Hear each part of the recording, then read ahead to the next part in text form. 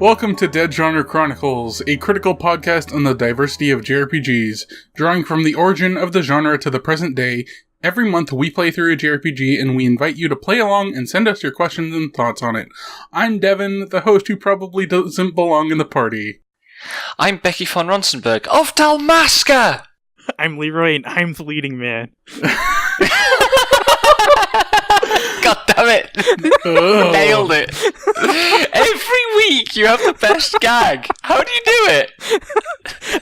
I just came up with that one too. I was like, wait, they say an I'm thing in the game. It's perfect, yeah.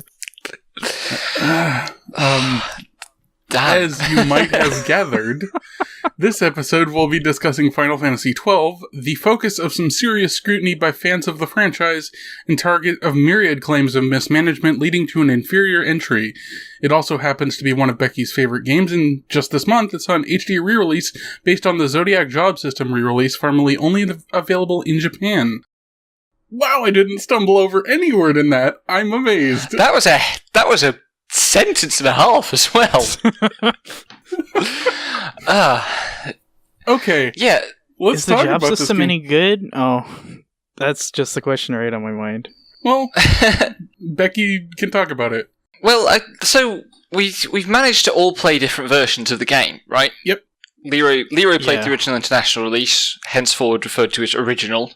Devin played IZJS, henceforward referred to as Icy Jazz.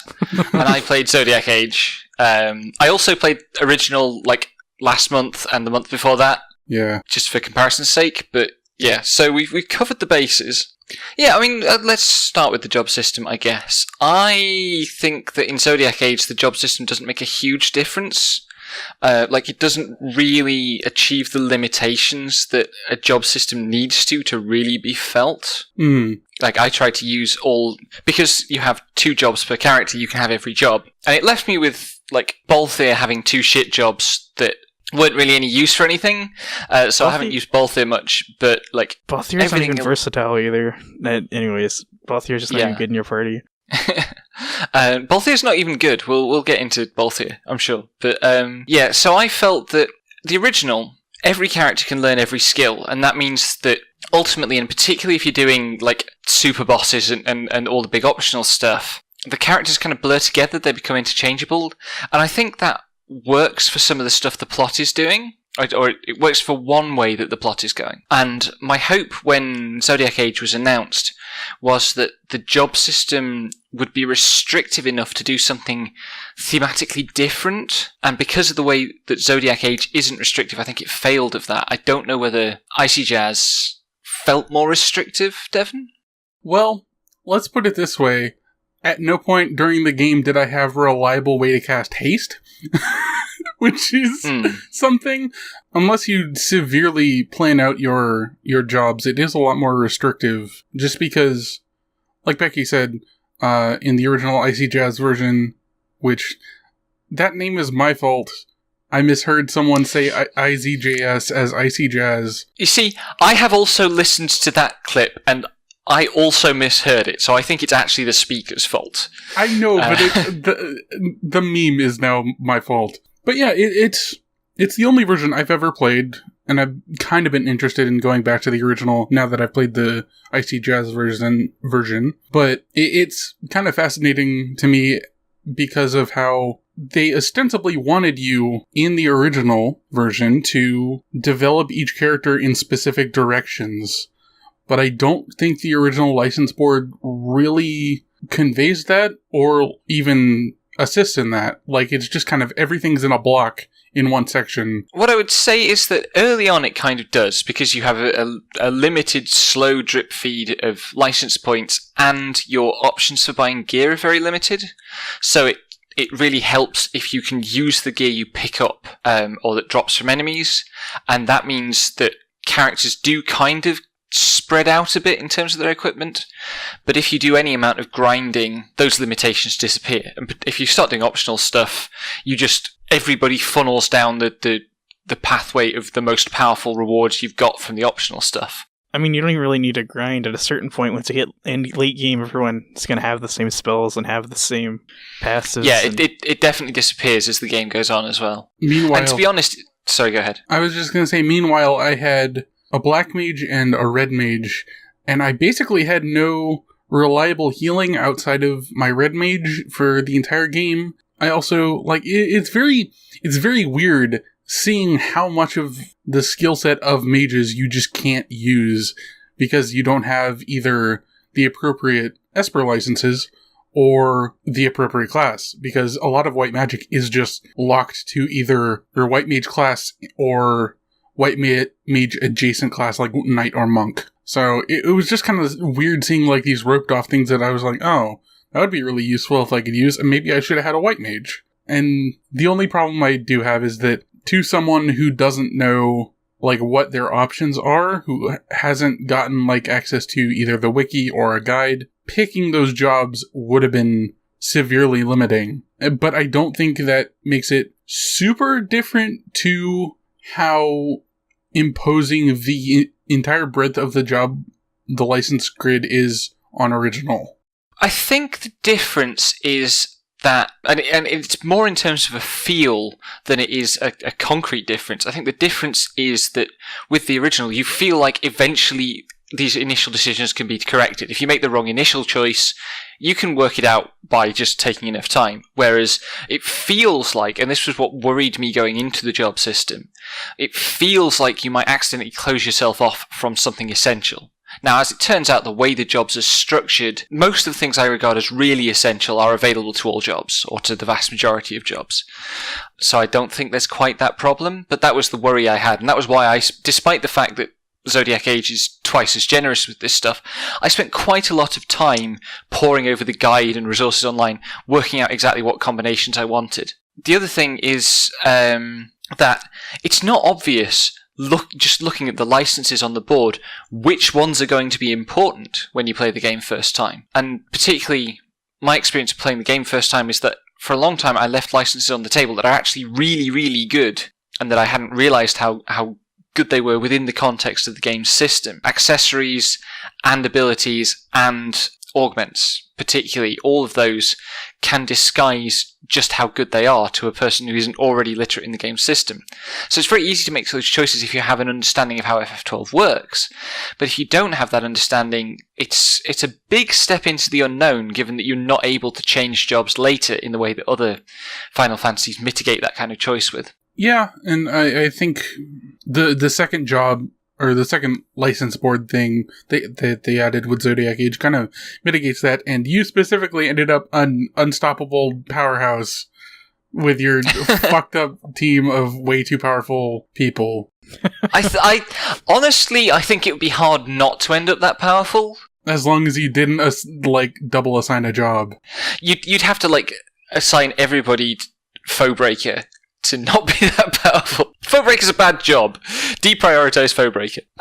It's also, in the last few streams I've done and the last few play sessions, I've got endgame gear and some of the ultimates, and that makes a huge difference. Carrying Excalibur into... most of the really hard late game areas are mostly undead enemies who are mostly weak to holy, and Excalibur does holy damage. So you do fucked up levels of damage, frankly. Honestly, just having access to a second license board, though, made getting Excalibur possible, and a lot of other things a lot easier. Also, mentioning Excalibur and stuff, we should probably also mention that this game has a lot of side content that I didn't do most of, and this is one of those games where if you don't try and keep up with the side content, you're going to lag behind in power in the main plot. Just because of how kind of access to items and other tools is gated behind side content, or it's a lot easier to get later things through side content than it is through ignoring it. I was thinking about the job system, and you would think the point of it is to remove the choice paralysis of the license board, but I saw on Twitter over and over again, people going like, oh no, I need to read about all of these jobs. I need to make a chart. I need to figure out what jobs I need to assign my people to. I mean, at least it sounds like Zodiac Age kind of ends up like pretty similar, just with an aesthetic of like these roles. But Icy Jazz sounds like their intention of minimizing the paralysis of the license board didn't work out, because now you have the even worse paralysis of trying to figure out what job you want to assign your characters to. I don't think it was trying to alleviate choice paralysis. I think they were trying to restrict people into deciding on things. It wasn't like, if anything, they wanted to cause more choice than alleviate paralysis. Well, yeah, I mean, regardless of their intention, the trade-off of not using a license board is like not having this. Like, there's this giant block of things, and I don't know where I'm going. Like, that's gone now, because you have smaller grids at a time. Yeah, I think... I mean, it's weird to me that you speak of the license board inducing choice paralysis. I think, in the early game, you go for whatever licenses are going to be useful to you based on the money you've got. I think choice paralysis is like obviously the wrong word at this point, but it's more like being overwhelmed by having all the systems in front of you at once, and you're not really sure what does what and why I can get this and what does it even do. I guess, I mean, like, I never felt that. Even like the first time I played FF12, I hadn't played a lot of games like this at all, and I felt overwhelmed by a lot of things in FF12, but that wasn't really one of them. I guess, I mean, you've clearly had a different experience to what I've had, but I feel like what I've always felt that what the job system was trying to do was actually impose choice paralysis, would actually make it harder to choose because the decisions were more concrete and more immediate, because you can't start spending license points until you make that decision. I mean, the experiences are going to vary on that. Well, it's also difficult for me to talk about because I haven't played it. Yeah. Like, it's the only version I've played, and I can have choice paralysis, but I mostly I probably would have had more when do I want to grind paralysis with the original game? Because that is kind of okay, there was a quote from the director, not Matsuno, I forget, Hiroshi Ito? Is that the one? He's the battle systems guy, I think, but possibly. There was a quote from a developer on this game where they were talking about how people saw all these licenses, and they were just like, oh, I'll grind and get all of them, and I'll just be overwhelmingly powerful. Yeah. And they were just like, well, we wanted people to develop characters in different distinct directions, and the original didn't convey that or anything, so we just made this re-release, and it didn't make it over here until Zodiac Age, when it had the second license board thing. I think it's just more interesting to me, but it also has that kind of 4-job Fiesta feel where you're just like, I see what I can't use, and I want to try using that. Maybe I'll play this again sometime. So the way I played the license board, once I kind of had it mapped out a bit with Vaughn in the first place, because I just used Vaughn to explore around and see what was on the board. At some point, all I did was just save my license points until I actually needed them. And there were literally times in a boss fight where I'd be using a character, I'm like, what? They don't have this spell? And I'd have to hit start and go on my license grid and then spend some points real fast so I get the spell I need. Yep. I mean, I had that in Zodiac Age. There's what was it? I think it was a Rise, that's right. Pinello, who was being my backup white mage, just didn't have a Rise. It wasn't in the spell anymore. I was like, I'm sure I've got the license for a Rise. I'm sure she should have a Rise available at this point. And I had to go into the license menu in the middle of fighting. Maybe Zodiac, actually. And I think that was Zodiac, yeah. Yeah. I was like, have I missed something? And I'd just not clicked the license yet. So yeah, that happens, basically. But if it was weird to me, because at least in Final Fantasy X or 13, at any save point, I'm gonna jump in my grids and I'm gonna spend my points and develop my characters, because I need to keep constantly be doing that. But in 12, I just let him stagnate, and I just sit and wait until I hit the new shop, or I get a new item, or I need to change my strategy in a boss fight, and then I would suddenly develop my characters really fast so they can do this thing, but otherwise I wouldn't even touch it. It's just an interesting dynamic, I guess. There's also something worth noting in that in the original, you could not see precisely what licenses did what until you were immediately next to them, I believe. Yeah, that's what I meant. I didn't mean paralysis, I meant there's a labyrinth. When I was presented the license board, I didn't know what corner the license board did what. I didn't even know where it was going until halfway through the game. I suddenly had a grasp on the license board. Yeah, that's a little That's fair. sketchy for me. When I do play the original, because I am going to end up playing it, or having it play itself, ha ha ha, jokes. Don't make me come over there. Well, then we can all record in one place and have consistent audio quality, so maybe I will. But yeah, Zodiac, both Zodiac versions don't do that. I think as a concession to how the job system works, where you have to pick ahead of time, they let you see all the licenses on the board with no issue, and I think that helps a bit, because even if people don't know how the systems work specifically, they can be aware of how Final Fantasy works, and be like, oh, this is Cure and Curaga and all this stuff. That's probably useful. I ended up getting every single accessory license except the one that had the golden amulet on the bottom. And I got up to Ribbon and I was like, where's the golden amulet? I didn't find it. It was just the one I skipped over.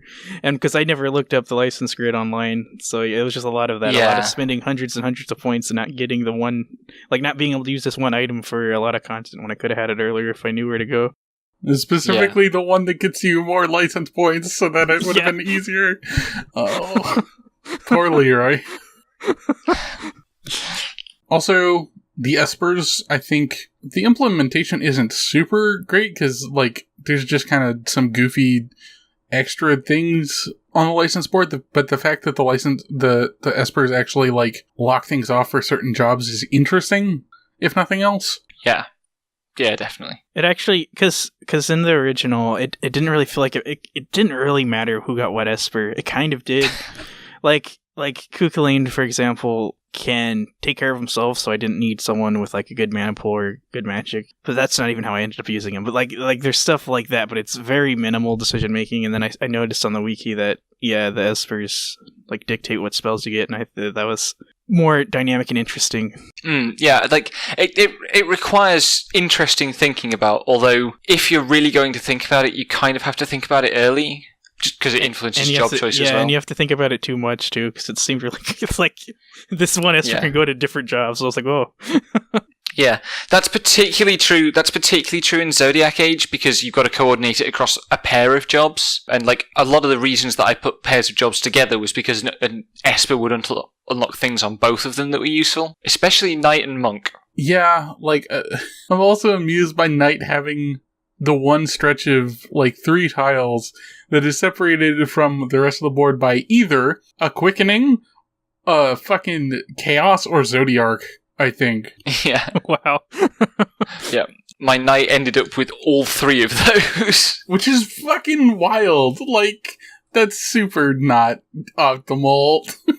I think the Espers are really cool. I like how, this is going to sound funny, but I like how weak they are, at least. They're not like Final Fantasy X where they keep escalating and you just need to use your Espers to win fights. Oh my god, Final Fantasy X fucking summons are god-awful as a game design thing. It's like, oh yeah, I'm going to summon this thing, it's going to do fucking 100,000 damage at pop, like 4 times. Yeah. Just like, oh no. Because I wanted to get as many optional Espers as I could, and I liked using Zeramis and Exodus, but they weren't like... A lot of fights that weren't even useful, like against... I don't remember. There's that Tiger in Pharaohs that just does a ton of physical damage. And literally no Esper can stand up to that. They just get bashed in, and it was kind of funny trying to summon them, and then they die to it. So I was like, oh.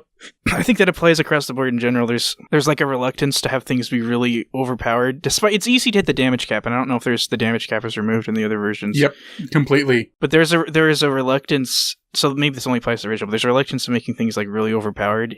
And like the best way to hit the damage cap is just by attacking or casting a like Scathe or something, or exploiting a weakness, and it's not like obscure combos, which is what Final Fantasy VII and Final Fantasy IX ended up being.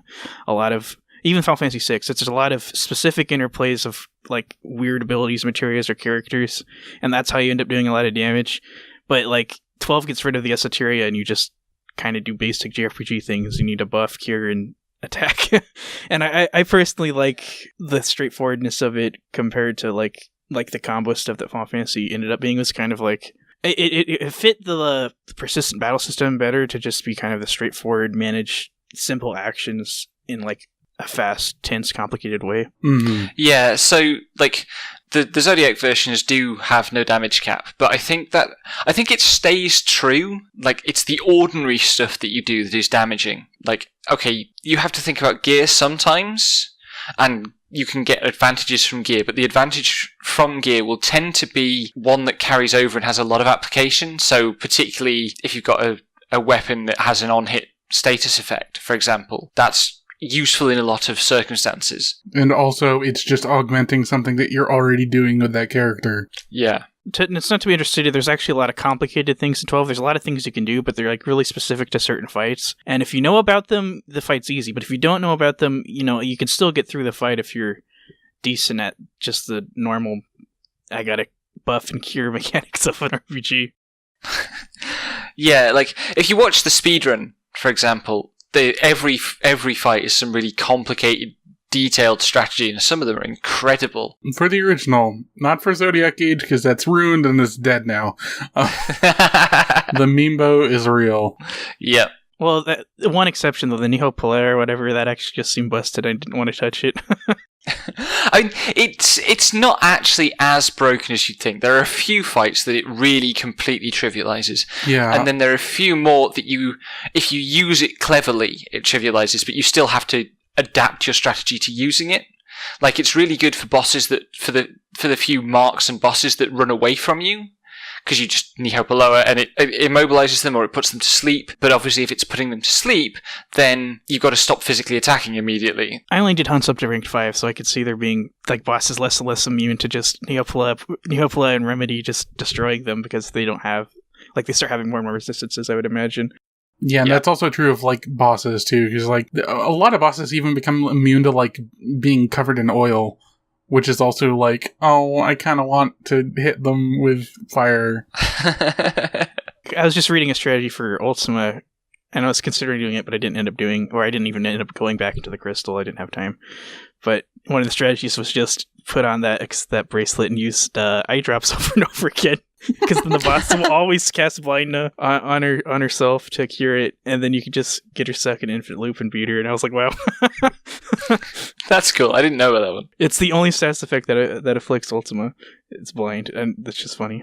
It's doubly funny because, like, physical attacks are not the big danger with Ultima at all. No. Like, she's a caster, but whatever. So we got anything else you want to say about, like, systems stuff? This is a really chill game to play. Like, Well, it's chill. It's chill until it's not, right? Like, the bosses weren't chill unless you were really strong. And or played on weight. Oh my god, Leroy, stop playing every Final Fantasy. I switched to weight the moment I fought a Dremelec with my party at level 20, and I tried doing an active and it was impossible, and I switched to weight. I switched to weight and I actually won, and then I just stopped. I didn't play an active anymore. Thank you. Yeah. I mean, Zodiac is stressful however you do it, because that fucker, that absolute bastard, will, when it's got fractional HP remaining, just chain palings and magic shields so you can't damage it at all, and spam its super move at you every 10 fucking seconds that hits you for 15,000 damage. I didn't know about palings, so when I first saw Exodus, I flipped out. I was like, what am I supposed to do? I don't know.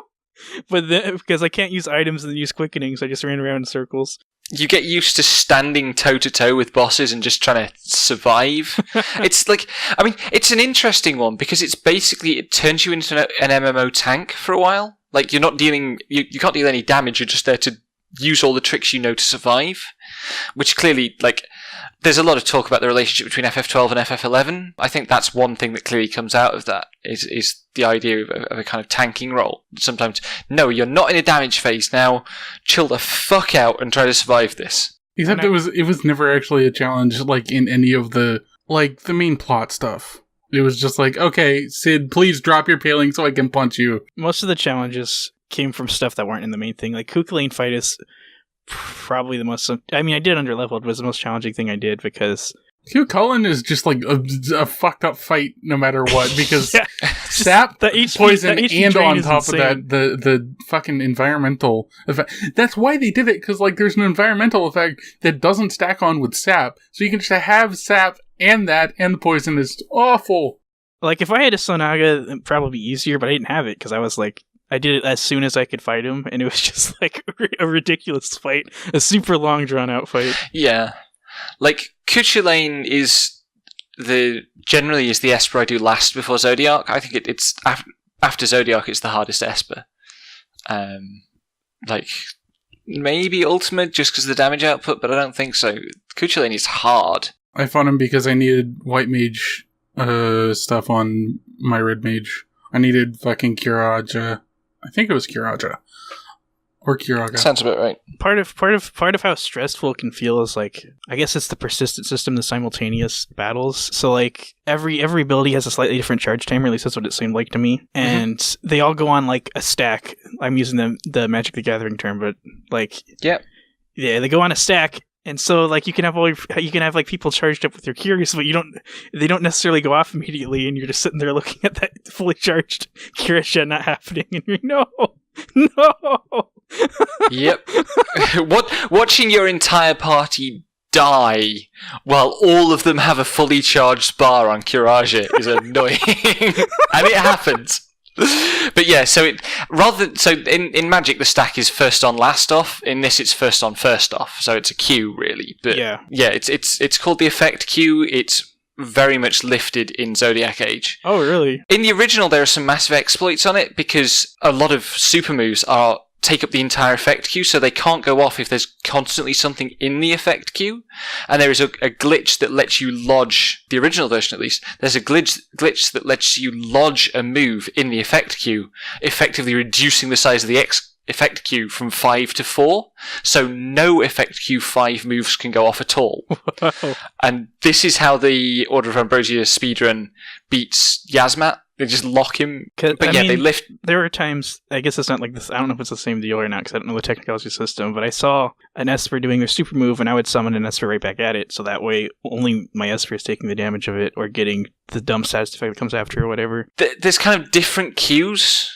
Like, there's one queue for kind of physical attacks and basic spellcasting, and then there's another queue for spellcasting that has big fancy effects. So that's how that works, basically. And then, like, Mist, I think, bypasses some of the queue, but not other bits. But yeah, all those limits are lifted in Zodiac Age, so if they still exist, then they're much higher, and you'd have to use a lot more flashy stuff. So it just resembles probably the standard Final Fantasy then, like when your attack happens, it goes off? It's more like that, yeah. And it's quite funny, after being very used to original, playing Zodiac Age with a Black Mage spellcaster late game who's casting Scathe all the time. Scathe used to take forever. Everything stops. Scathe casts for 30 seconds, and then the fight moves on. Yeah. But now it's just this massive death laser that goes off every 20 seconds or something. Just pew! It's good fun. Oh man, I actually really like the effect queue. That's like, oh well. Yeah, it was inevitable they were going to lift it, though. The thing I would say about Zodiac Age, as my one-line review, is that whatever its other merits, it's a great tourist mode for people who love, like me, the original game, but don't often have the 130 hours it took me to do everything in it, right? Because I've done almost all that stuff in about 50 hours on Zodiac Age. Yeah, times 4 speed would... The thing is, I don't think the levels are that large. I've heard before the levels are really large, and I don't think that's really the case, but they're just really dense in encounters, so you'll be in kind of a small area, but you have to fight 20 enemies before you go on to the next one.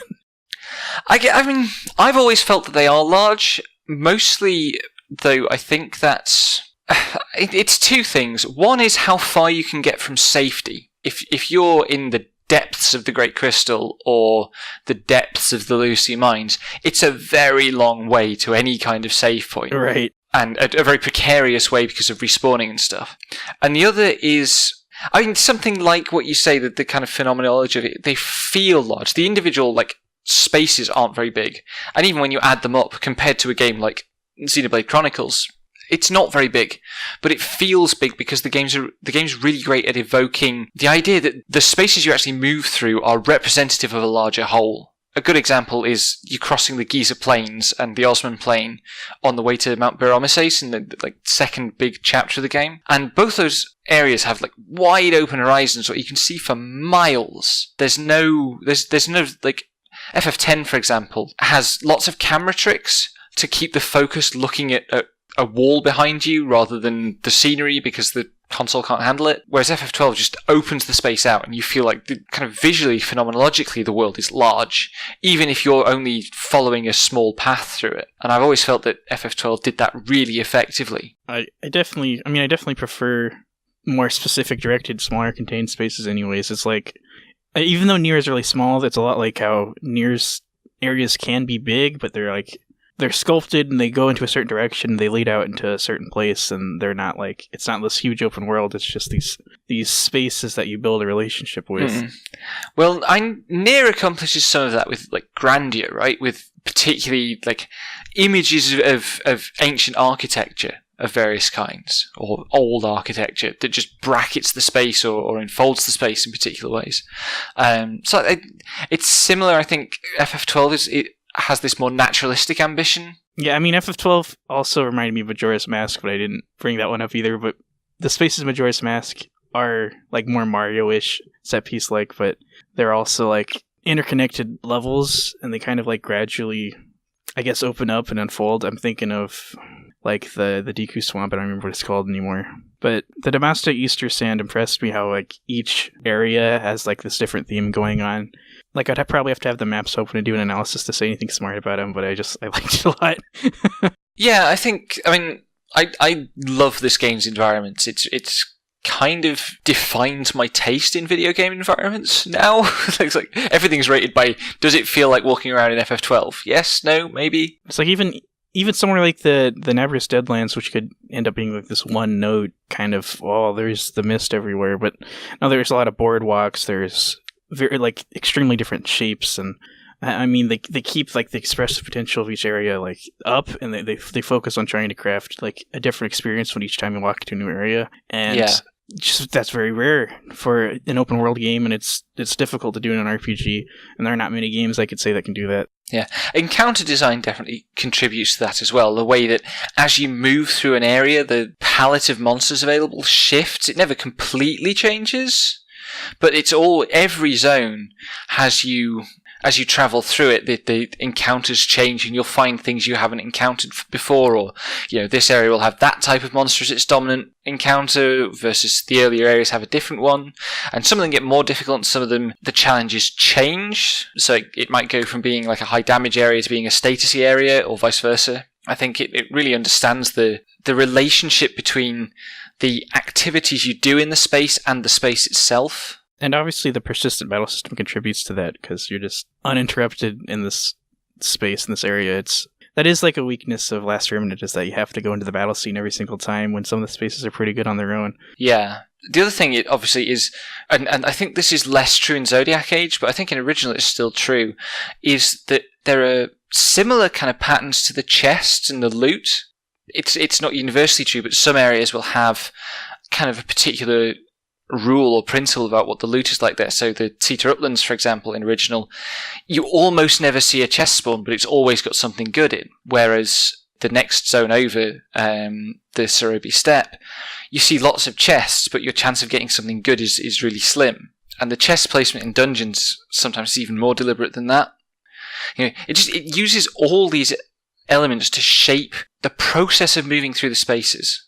It prioritizes being a spatial game, which is why I like it, over being a game about really complicated systems mastery or detailed execution or something. It's just about, here's a bunch of spaces. I think you can even say it prioritizes spaces over like an overwhelming amount of story. And by that I mean there's like maybe a modern tendency now to do the Persona style, where the players held hostage by the amount of like words or text.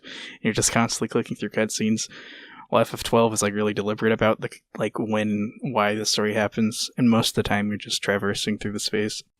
Yeah, so like I've seen some people playing Zodiac Age and saying things like, "Well, I'm reminded that that this game actually has really bad pacing," which I hate the term bad pacing, right? Like, I don't think there's any pacing that, as a pacing structure abstracted from any particular use is bad, right?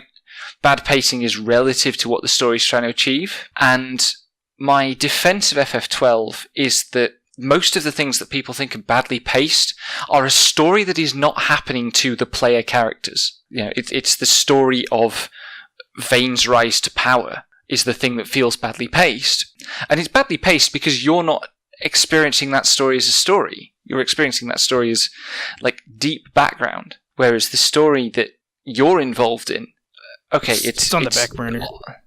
Well, it's thin and it's slow, but it's thin and it's slow because you don't have much power to drive it forward, right? And it's kind of about that. So you see all these events where people are being powerful and influential and shaping the world, happening apparently at random relative to your arc, and you feel frustrated by that distance. But actually, that's kind of the point. That frustration is what Ash is feeling as she's trying to find some way to defend her kingdom. I think it's definitely true that there's not the kind of hooks JRPG players are used to. Like, there's not really characters mugging for the player's attention except for Balthier, and there's not really. I mean, there's not really, like, the stakes aren't set out immediately either. You understand what's going on, but you don't know what these characters are going to do. I mean, I guess that's what you're saying. But, like, not understanding the stakes kind of can get a player going, well, what's the point? What am I even doing?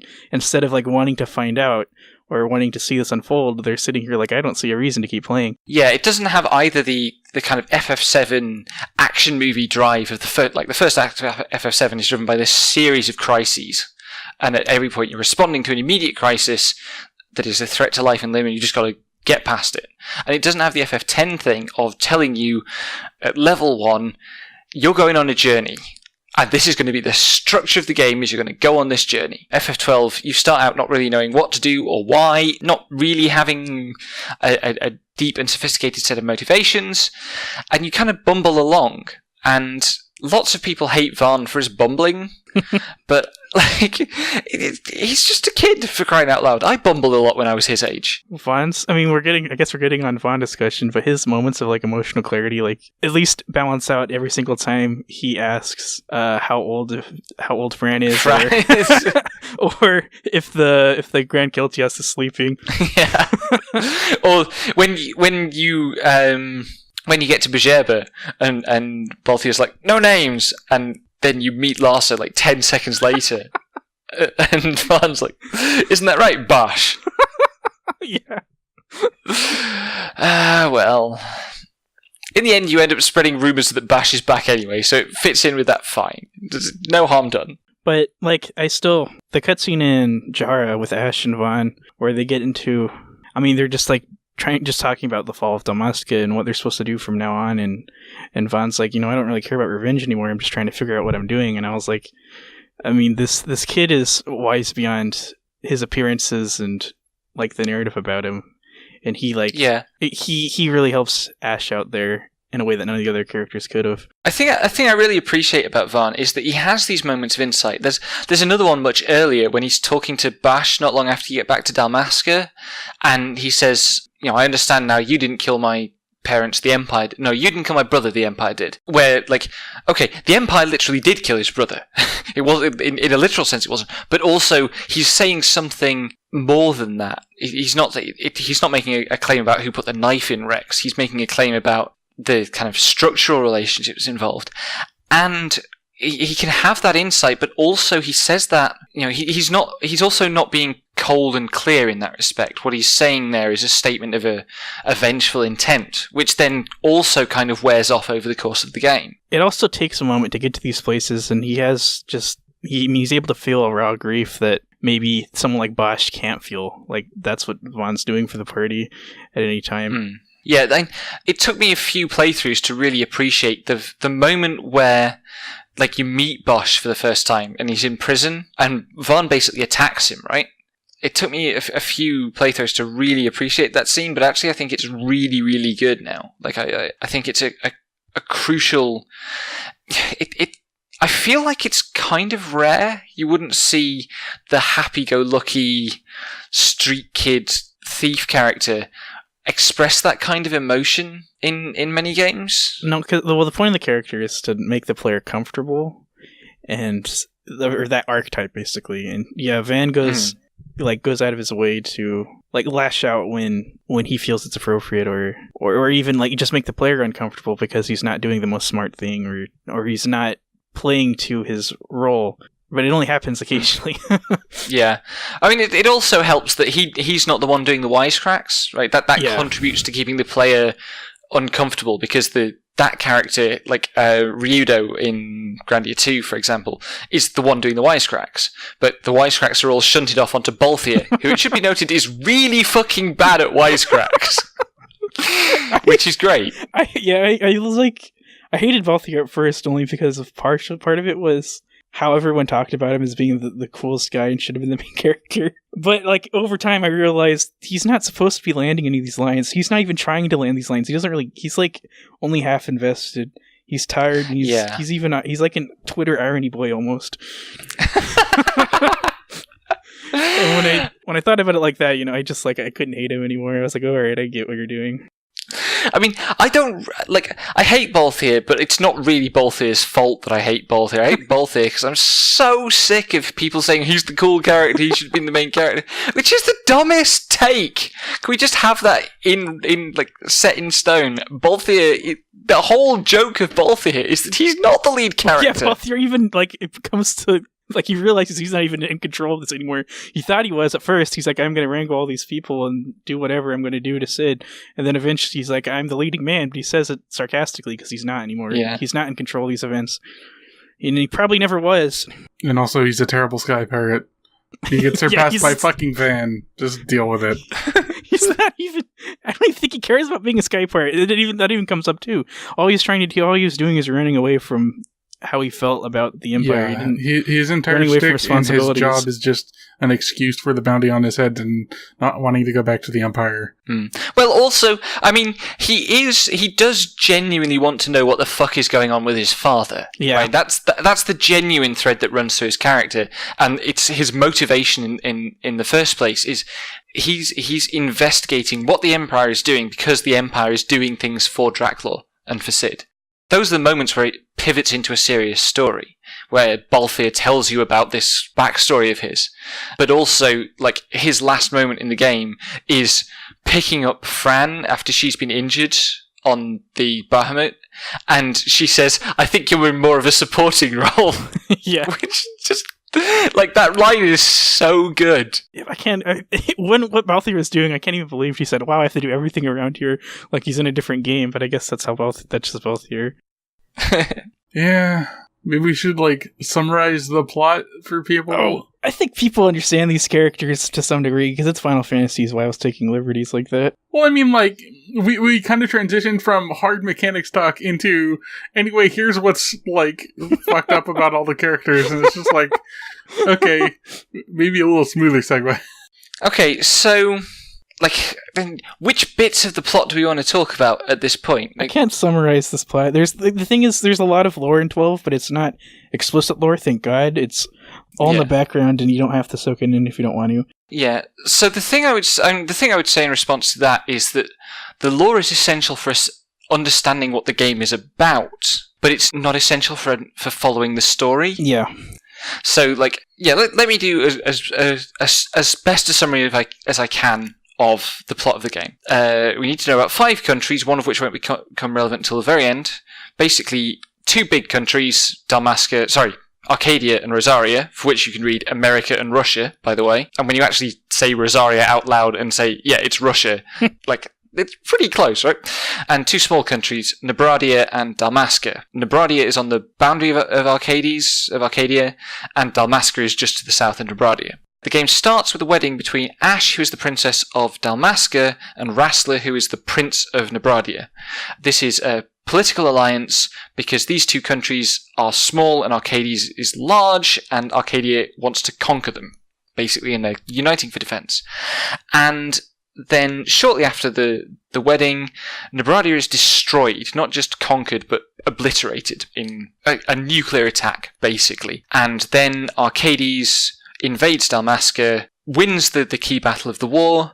Then it gets complicated, because the king of Dalmasca goes to the fortress that the Arcadians have taken to sign a peace treaty, which is basically a surrender, and is assassinated before he can sign it by somebody posing as a Dalmascan loyalist trying to prevent the surrender. This then serves as pretext for Arcadia to resume its aggression and just flat out conquer Dalmasca. Fast forward 2 years, and Arcadia installs its first kind of consul of its conquered territory. So we're moving now from Dalmasca being under military occupation to being part of the Arcadian Empire, a sovereign territory sort of job. There is a resistance in Dalmasca that try to assassinate the new consul. This goes poorly. As a result of this, Varn, Balthier, and Fran encounter Ash, who is part of the resistance. Basically what you end up doing is you get bound up in the quest to restore Ash to her throne. And the first thing you try is finding the ancient symbols of her legitimacy, because she's been declared dead, and you need to prove that it's actually her and not a fake. So you go to looking in the tombs of her ancestors for relics. You find a relic, it gets stolen, it turns out to be a nuke, and so Ash goes, well, okay, maybe I can't rely on this to prove my legal authority, but if it's a weapon, then I can use it to defend my people because it's a weapon. But it turns out that you're not going to be able to use it. And this tension flows through this of, is Ash trying to seek legal legitimacy or military force as the source of her power? And you try various avenues with this, and Ash keeps entertaining this desire to maybe wield the Nethicite, wield the nukes herself against Arcades and secure her future that way. Part of that, you eventually meet... Part of that contention... Well, just going to say, part of that contention is because like her ancestor was the person who united Evilists or whatever. Yeah. Through the use of those nukes. So she looks at it like kind of like her birthright, and that's why it's like a really contentious thing for her. Yeah. Anyway, your search leads you to the creators of Nethicite, or the gods who preside over the dispersal of Nethicite, and they say, okay, we've chosen you because one of us has rebelled and is trying to do a kind of Prometheus thing, give our power to mortals without our authorization. We want to stop that. Here, you have the tools now to get your own Nethicite and use it as a weapon. And Ash takes these tools, goes to the place where she can get Nethicite, and then decides not to use it, rejects using it, and destroys the source of Nethicite. Well, Judge that destroys it, but... Sorry, yeah, so... But also, I mean, the key point is Ash's decision. Yeah, she chooses to do it and can't. But yeah, it's like...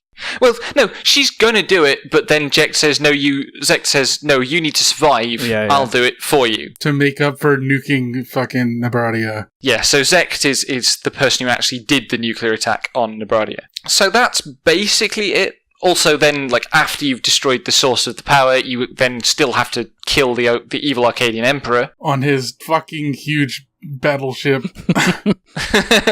Yeah, but all of that is kind of an afterthought. Like, the actual key point here is this choice that Ash makes, that not only will I reject nuclear power, I will choose to remove this from possibility. So I'm stressing the nuclear angle because...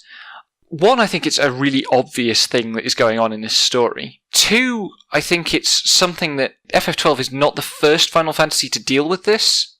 It's certainly in FF9. I think arguably it lingers in the back of some of the other games as well, but you never see this talked about. Like, I've read a lot of articles about FF12. I have never seen one of them go, oh yeah, this is clearly about nuclear disarmament, which is really clumsy. And it's particularly clumsy when you consider... two other parts of the perspective on the story that are kind of, you can find in the lore. One of which is that, in some sense, Dalmasca is clearly an analogue for Japan during the Cold War. Arcades is America, Rosaria is Russia.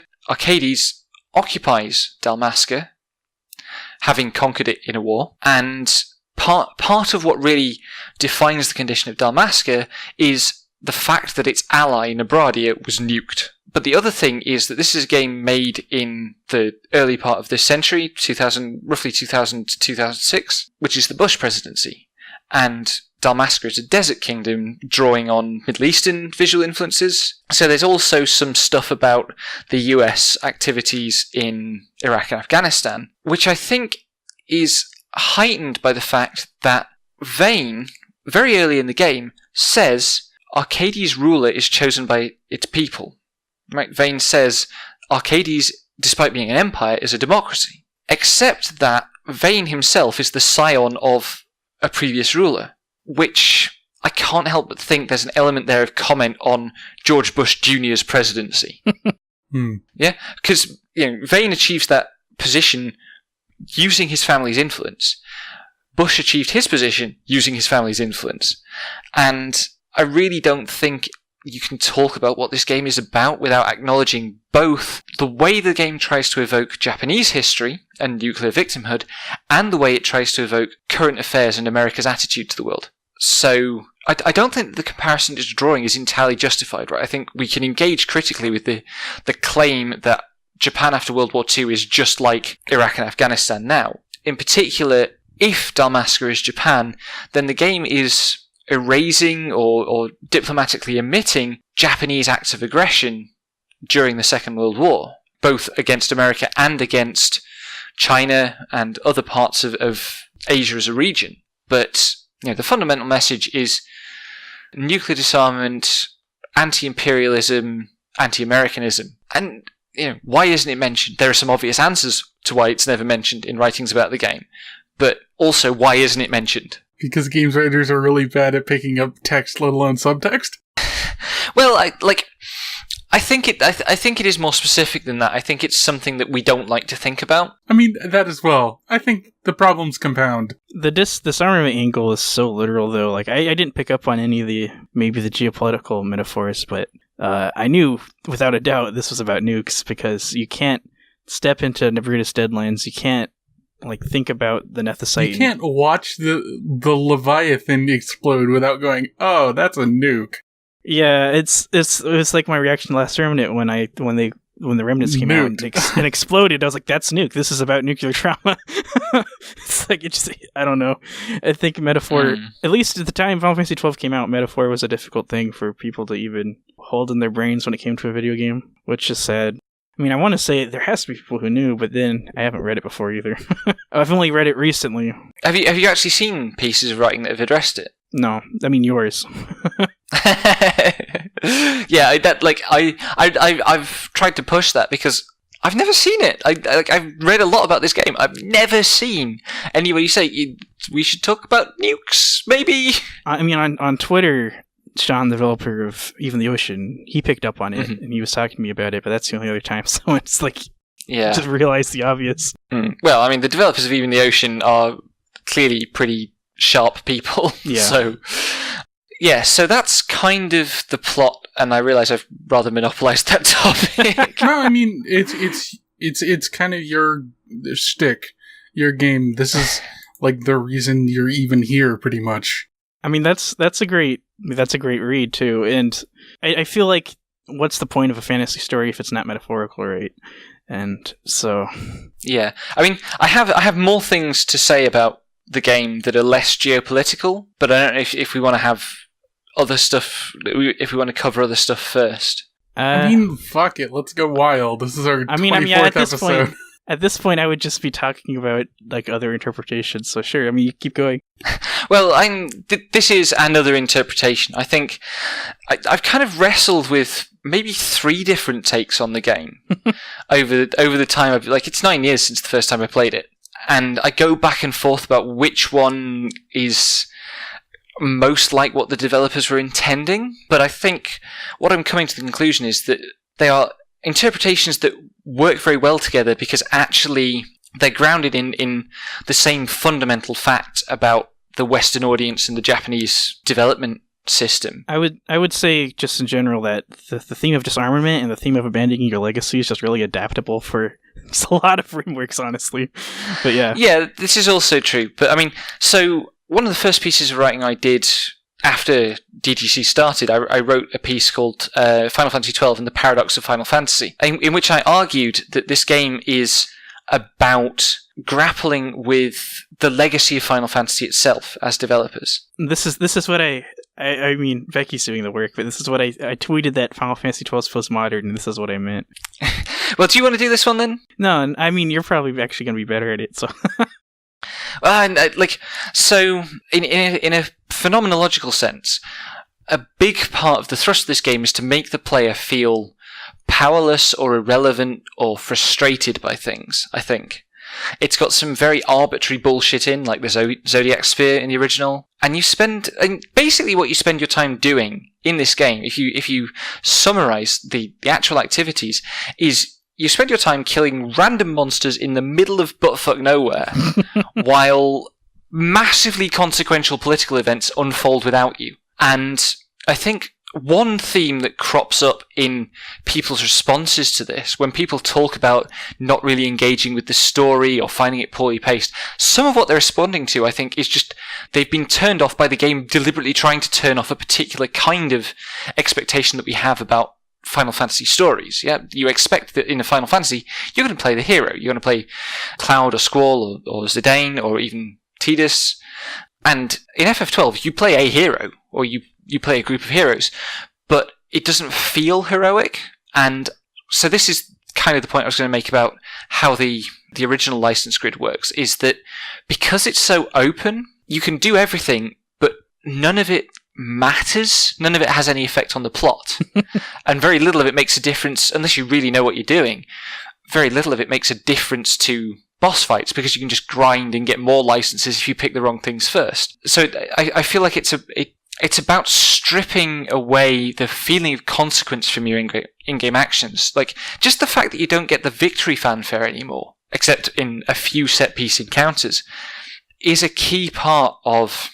Like, it's a kind of indulgence that we're talking about, right? We're used to games that indulge us, that play to our egos in particular ways, and I think some of the ways in which FF12 is designed are resistant to that. And you can see that too in the way the game doesn't indulge Balthier. So Balthier has this persona that is clearly farcical, but that would, in a more indulgent game, be a perfect fit for the role of the indulged character, which is, I think, that also contributes to people seeing him as the lead character. It's like, oh, he says he's the lead character and he acts like a lead character in some other game, so he must be the lead character here, even though clearly the point is that he's not. So that's one read, is to say this is about... I want to continue. There's actually some semiotic nods to that. The simplest, of course, is like you get your airship at the very end and it doesn't do anything. Yeah. Which that's like, I mean, I think Final Fantasy XIII had no airship or whatever. That pissed a lot of people off. But 12 was already like, you know, if you're going to fly an airship, you have to fly the commercial one. It's going to be really limited and sucky, and you're not going to be able to fly around this giant world that we have for you. So the friend who, when I was getting into Final Fantasy, was the most avid Final Fantasy fan I knew, swore that no Final Fantasy game from 10 onwards was a proper Final Fantasy game because you can't fly the airship. Like it's such a, you know, it sounds like such a silly thing, but also the quote-unquote airship moment is such an indulgence. And in, like, FF7's airship probably is the airship that feels the best to fly, and obviously FF7 is foundational to so many people's experience of this franchise. It's such a rush when you first take off in the highway, and it's got this terrific flourish of music, and it controls great, and you really feel like you're flying and you're master of the world. And 10 onwards definitely deliberately resist that. And 12, because it's the most menu-like airship system, I think leans into that. So yeah, that's definitely one. I mean, it's also the most like superficial. You use it to do the last dungeons, and that's it. I mean, you can travel. Yeah, it's helpful for the post game. Yeah, but there's no reason to travel anymore. There's nothing left unless you're doing the post game. Yeah, but like it's for the post game. Yeah, it's basically just for the post game, and yeah. But I mean, the airship moment in Final Fantasy is basically the mid game. It's the big rising. I can do all this stuff now. Well, technically, the airship moment is yay, all the hard stuff unlocked in this game. Yeah, basically. But there's no story relevance. It's just like, I want to do this really punishing stuff. Yeah. Also, the airship really is only a more limited teleport system that doesn't cost teleport stones. Yep. Yeah. Like, it doesn't get you anywhere new. So the airship point actually goes even farther, where this is the Cid in Final Fantasy XII is actually evil and deranged, and all the things he develops are like actively harmful to the world, which is unlike the role of Cid in every other Final Fantasy game. Like, also, there's Sidolphus, like the bad guy, but also El Cid from but at least Fantasy Italy. The developers went on record saying that Al Cid is not meant to be the Cid. Dr. Cid is the Cid, which I don't know if that matters. I don't know if that matters. I feel like it was kind of a concession. Like, we can't have the only Cid be a bad guy. There needs to be two Cids. Yeah, but I mean, I think I feel an aura of intent in making Cid just like an evil person. And I'm not going to couch too hard in like if it was real, but I mean, if a person in Cid's position who gets employed by the military is inevitably going to be doing things like that. Like in any other Final Fantasy, this happens. Like in Final Fantasy IV, Sid lets imperialism happen, but then he gets really distraught about it, and he joins the rebellion, and he's like, I'm going to fix this. But not this Sid. This Sid, to the very end, is dedicated to the acquisition of power. He's core to imperialism. Yeah, he revels in his role. He loves what he does. Mm-hmm. And, like, here's the really important thing to recognize, right? And I'll come back to this, but the trope about Final Fantasy, right, is you kill a god. Now, who's out to kill a god in Final Fantasy XII? Sid! Vayne as well. And Vayne, but yeah, together. Like, Vayne is the Final Fantasy protagonist of FF12, and Sid is the Sid to the Final Fantasy protagonist of 12. They have that, like, Sid creates the technologies that enable Vayne to challenge the gods.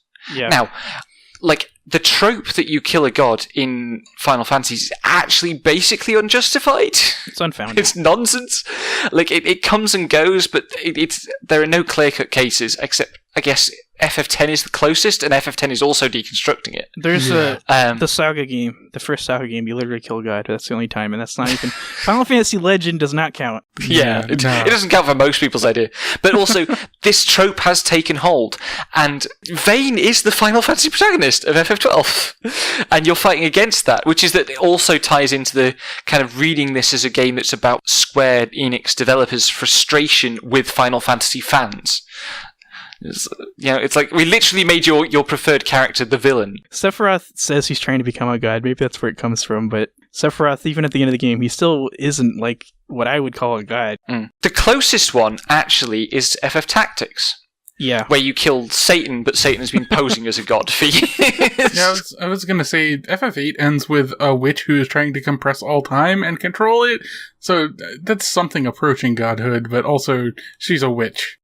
That's another semiotic device thing too. Is all the summons in FF12 are quote unquote evil creatures that some of them are even bosses from Final Fantasy Tactics. They're Satan's Legion. No, they're literally like the Lugavi are just backtrace to Espers. That's how the lore lines up. Yay, lore. But like none of the Espers aren't like these cool deities you can control. They're just like these specific evil cast down evilist monsters. And they're not really satisfying. Like all the designs are aberrations, and in general Zodiac and Ultima are the most like imposing and maybe cool, but most of them are kind of Zodiac isn't imposing. Zodiac is a horrible mutated like half fish half lizard. Well, there you go. I mean, you get my point. They're all kind of like ugly and like definitely they all look wrong. I used to get really frustrated with the Esper designs, but like Adramelech looks okay, but the rest of them, yeah. But I think the point is, oh, sorry. I was just gonna say that I read on the wiki about the Final Fantasy XII manga, in which Ash accidentally like goes into a trance and summons Belias when the Leviathan is about to explode. And they need to get out of there immediately. And then while Belias is summoned, she looks down at the glyph on her arm and she's just like, oh shit, it's like bubbling and swelling and this is not good. And she unsummons him and she loses her arm up to the elbow. Wow. Like, they are abominations. Yeah. And I just really kind of like that. Like, there's no way that would have made it into the game, but I think it would be fucking wild if they tried to convey that in the game. Like, that's how fucked up these things are. But yeah, but like, so I mean, I was just gonna say, summons are like these super indulgent, grandiose animations that are like a sticking point for Final Fantasy, as these cool, powerful things that the characters always get to utilize, and it was interesting to me that the canon of summons, basically, like the Shiva and Ifrit and whatever, were all just dropped in favor of these just like kind of weak, egotistical abominations. And yeah, it's just kind of a despoiling of the summon system from Final Fantasy, basically. Yeah. So one read of this is it's an attack on what we. I have the biggest. Maybe the most essential semiotic point on this game is about Final Fantasy and how Final Fantasy is like, I don't know, it's like reflecting on the legacy of Final Fantasy in a way, or maybe it's just kind of like a really subtle Evangelon where they're like, Final Fantasy's dumb and you're all dumb. I don't know. So obviously crystals play a major role in Final Fantasy XII, but they're not called the crystals. They're called Nethicite. They're called Sun crystals. They're avoided being called the crystals, but I mean, without a doubt, these are the crystals in Final Fantasy XII. And when the Arcurians spoke to my party, I thought of all the times in other Final Fantasy games where the crystals just literally talk to my party, and they're like, "You Warriors of Light, we're going to give you a lot of power, and you're going to save the world." And I was like, "This is exactly what the Arcurians are doing. The Arcurians are saying, Ash, we're going to give you a lot of power, and you're going to restore the world to order." And I was like, "Oh my god, this is the Final Fantasy moment." But instead of being like this cool triumphant moment where the game opens up and you get to Heroes of Light. Yeah, the Heroes of Light. Instead, Ash is just like tormented, and she doesn't want to do this. And what they're asking of her is actually like horrible, and it's just this uncritical exercise of power based on the whims of some gods that don't even really give a shit about the planet. That's a really good point, actually. I hadn't really considered that one that thoroughly, but yeah, you're dead right. They also kind of revisit the idea of Crystal Warriors in 13's entire shtick. Yeah, I remember that too in 13, or at least I was getting edges of that. I thought that was interesting. But I mean, I don't need to belabor the point, but old Final Fantasy games, you have a lot of power, and you exercise it pretty much uncritically to do what needs to be done. And yeah, the same point in Final Fantasy 12 is like, I don't think this needs to be done. I don't need to have my will imposed uncritically. I can use like my own willpower, and that like wraps back to why I think Van and Penella are really good and essential to Final Fantasy 12, because they're like statements that you don't need to be chosen by crystals to do good. You just need to, I mean, regardless of need to be the right place at the right time, you just need to have you just need to do it. And that's different from how Final Fantasy has always presented itself as being this epic tale of people chosen by gods who can, or the only ones who can stop this menace. Yeah, well, the other thing there is that part of what being a hero traditionally means in fantasy is that you are not held to account by the moral lens of the piece. When you, the traditional fantasy hero, do something of which others do not approve, the way that fantasy as a whole genre is structured says you're in the right and they're wrong. Unless it's going to be like a big colossal tragedy. It's going to be you do what you think is right, but you're wrong and you have a downfall. The framing of this being a fantasy genre gives you the moral benefit of the doubt, whereas Van and Penella are in this game to represent the holding to account of Ash. Yeah. And it's a constant, and even like right at the climax, Van has a speech which is basically just him holding Ash to account. And the game is really worried about, I think it's worried about the legitimacy of medieval style rule, right? Who gets to rule, who should rule. And it's clear that this legitimacy doesn't actually come from birthright or legal recognition or military power. It comes from something like duty to the people. And I mean, that legitimacy like goes on to. Well, I was just adding that worrying about the legitimacy of the ruler is also like worrying about the legitimacy of fantasy, and worrying about the legitimacy of Final Fantasy, and trying to like reconcile the kind of like the lack of nuance and the straightforwardness of the genre in a way. Yeah. So. And I think that covers it as kind of a postmodern thing. Yeah. Well, I mean, okay, a lot of... I guess I have one last thing because I just saw my notes. A lot of postmodern things kind of end up on top of themselves, but FF12, I mean, it's not explicit. You're probably not going to gather this text unless you've played too much Final Fantasy and you're really thinking about it all the time. But I really appreciate that at the end, Final Fantasy XII grounds itself in just like... I mean, it rejects the crystals and it grounds itself in human causes, but not just human causes. It grounds itself in human optimism. And so, like, the war is cast out, these crystals are done, and they're just like, we can work together, and that's how it ends. I think that forms a pretty decent segue into the other thing I want to talk about, which is the way that characters in this game, especially Ash, Vayne, and Cid, talk about freedom. And they talk about it actually a lot. Freedom crops up a lot in the way people talk about what they're trying to do. For a little thing, it actually comes up all the time from NPCs. They talk about their definitions of freedom too. And sometimes the port in both, I can't say the name. The port town is described as being the most free, and sometimes other places are described as being more free. Like the Viera think they're more free than the Humes, and there's stuff like that. Yeah, so I'm just going to pull out some quotes from the climax to illustrate this first.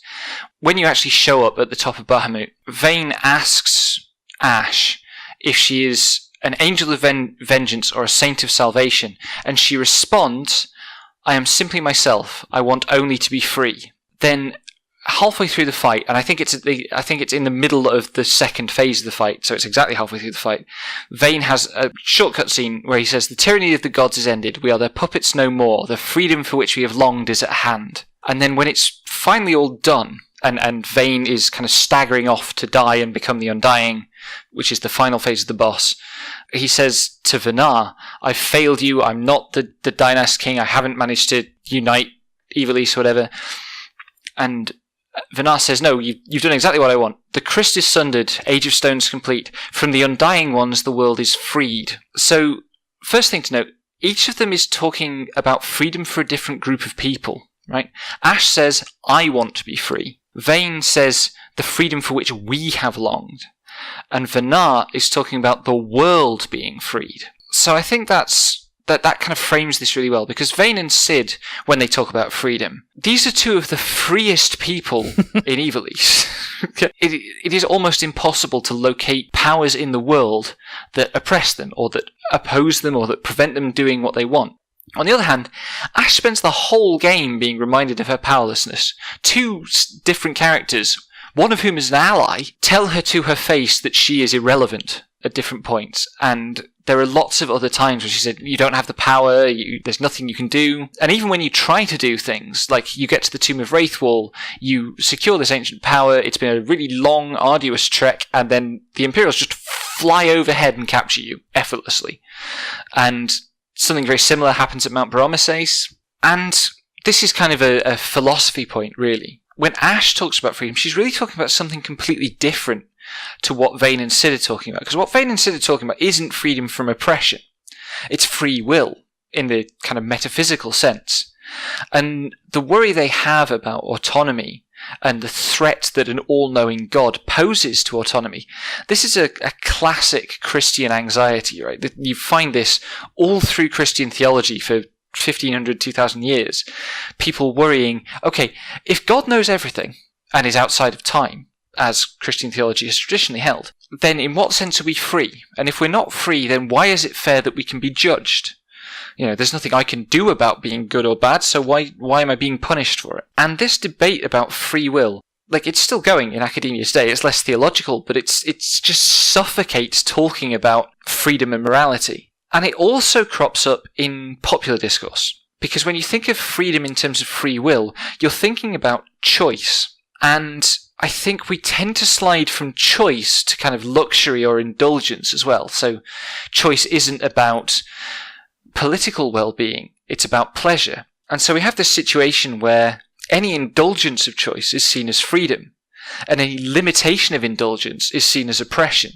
So you can see this with freedom of speech, for example. People in that very nebulous sense that we talk about people when we mean people that we think we're better than, love freedom of speech when it means I get to say whatever I want. But they hate freedom of speech when it means, no, you need to sit down and listen to these other people who are saying things you don't want to hear because justice requires that we listen to them.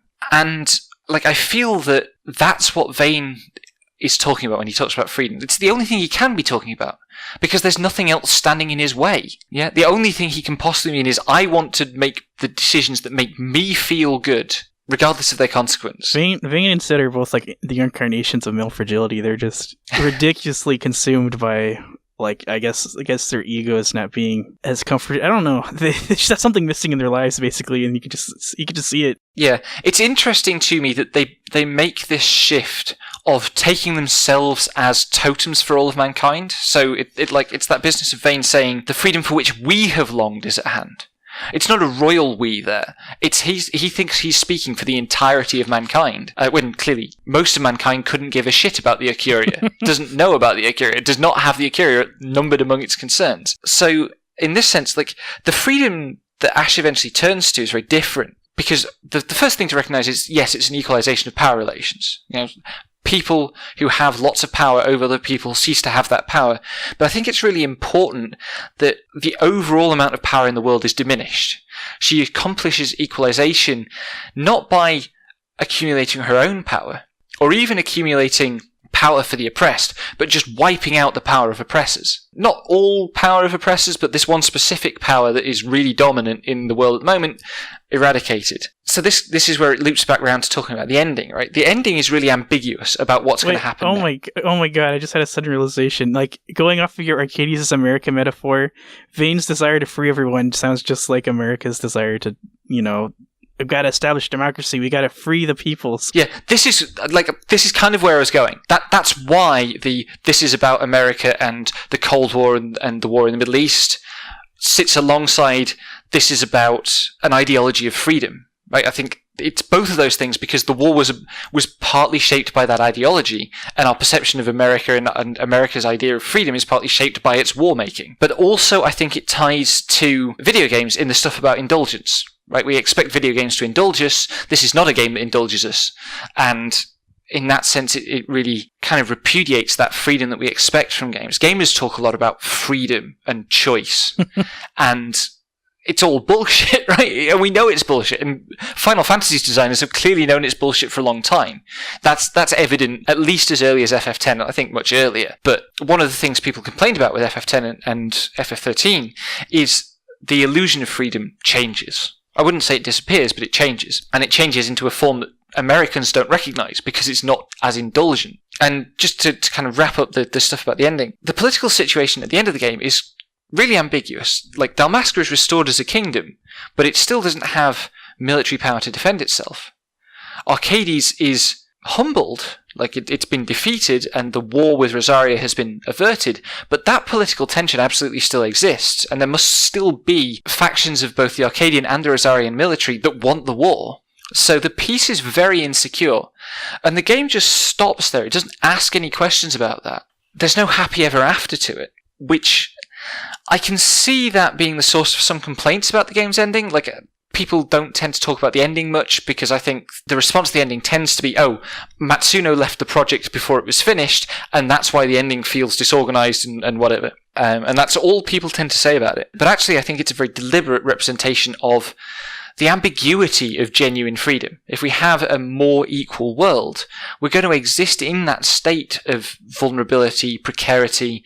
It's not going to be a state. Freedom doesn't equate to comfort, right? And if you're comfortable, someone is not free. Yeah. I was expecting, given the discussions about the game, for the ending to be a lot more, like, unclear, but I think it was pretty cut and dry how uneasy and how uncomfortable everyone was with this very obviously tenuous piece. And I think people who were complaining, oh, Matsuno left the project before it was finished, nah. I think Matsuno, given the rest of the game, wrote that ending, and it was executed as well as it probably could have been. Yeah, I mean, you can tell that some things in the ending were rushed, like the Bahamut, obviously, is not as substantive a level as Its size somewhere in some plan. It's not even foreshadowed. You're just like playing the game, and they're like, Bahamut got a lot of mist. Now, it's up. What is up? What is it? I don't know. I've never seen it in my life, but I guess that's what they're trying to do the whole time. So there are things about the ending that feel weird. And also, I made this point on streams, but the climax of the game is the Pharos. And you finish the Pharos, and that's where the thematic resolution happens. Everything after that is tying up loose ends. But because it's not canonically described as a post-game, I think people still think of it as, like, Vane is the end of the game and expect that to be the climax. And that's unsatisfying. It's supposed to be unsatisfying because it's not the climax. I mean, it just felt like it's time to beat the big bad because we gotta. But yeah, I think the speeches Vane gave just, I guess it's just closing ties, but it gave enough of, like, their motivations and why he was doing the stuff that I was like, okay. I mean, the ending is, I guess I don't want to restate completely what Becky said, but it's kind of ideological, in which, like, if the theme is disarmament and we achieve disarmament, that doesn't necessarily mean, we have absolute peace and everyone's going to be, we just go back to living, and there's still going to be tensions and difficulties. I suppose I like, too, that the ultimate use of Balthier is to provide a feel-good thing in the ending. Yeah. It's like, oh, he's not dead, even though none of what happens to Balthier in the ending makes any sense at all. Also, I wouldn't really care if he lived or died. I didn't want him to die, but it was, yeah. Yeah, like, I think it's Balthier is the clown, right? He's the comedy character, and that's the way he's deployed in the ending. It's like, oh no, the wacky sidekick didn't die in the end, saving us. And I think people, again, completely misunderstand that because they're so latched on to Balthier being the hero. I think something Leroy said that, like, oh, X character should have been the protagonist, kind of changes what the game, like, if you want a different protagonist, you want a different game entirely, and Balthier is super not appropriate as a protagonist for this game. And I don't get people who think he is.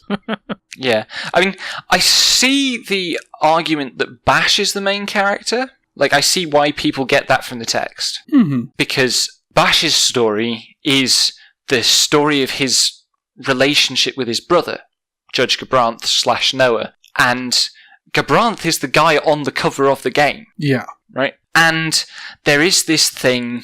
I've done my best to track down the sources for the rumours about who's supposed to be the protagonist, main character, viewpoint character, whatever. As far as I can tell, it all comes down to one interview that one of the senior dev team, I forget which, it wasn't Matsuno, gave to a French site in about 2007, I think, after the game was out.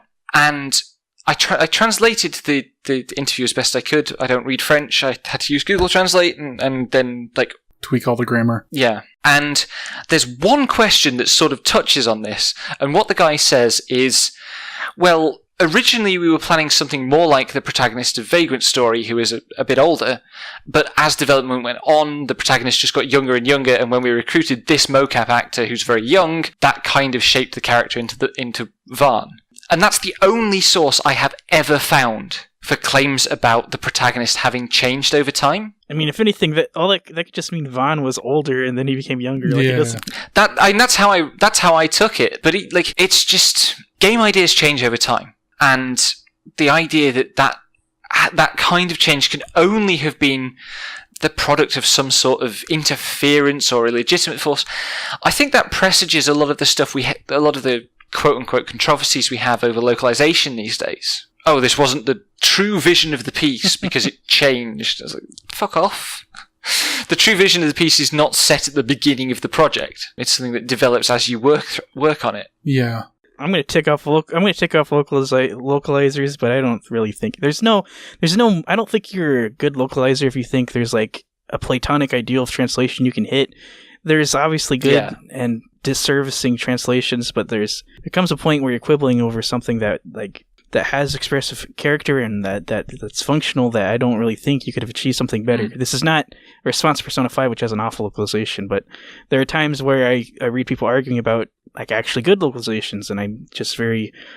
I mean, I don't understand what your end result is. There's no point where the writing is going to make the game ascend to its true Japanese text, because it's not possible. There's nothing you can write that can make it like the Japanese text. I've cracked this joke before, but people who think literal translations are a good idea are welcome to try literal translations of Kant or Plato.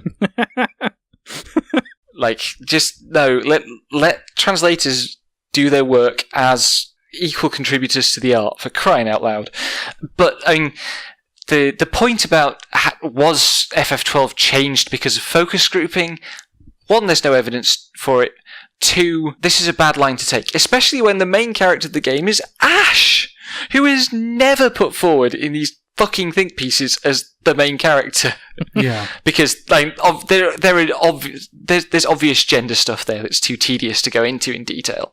Yeah. Hopefully, if you're listening to this podcast, you're already past that level. Yeah. I don't know if Becky would particularly argue or agree with this, but a point that was brought up... Right, I'm sharpening the knives. You're going to throw them across the ocean and country. This was brought up in relation to ukulele. You know, I feel like Becky would throw books. Okay, sorry. A little both. This was. I have more books than knives.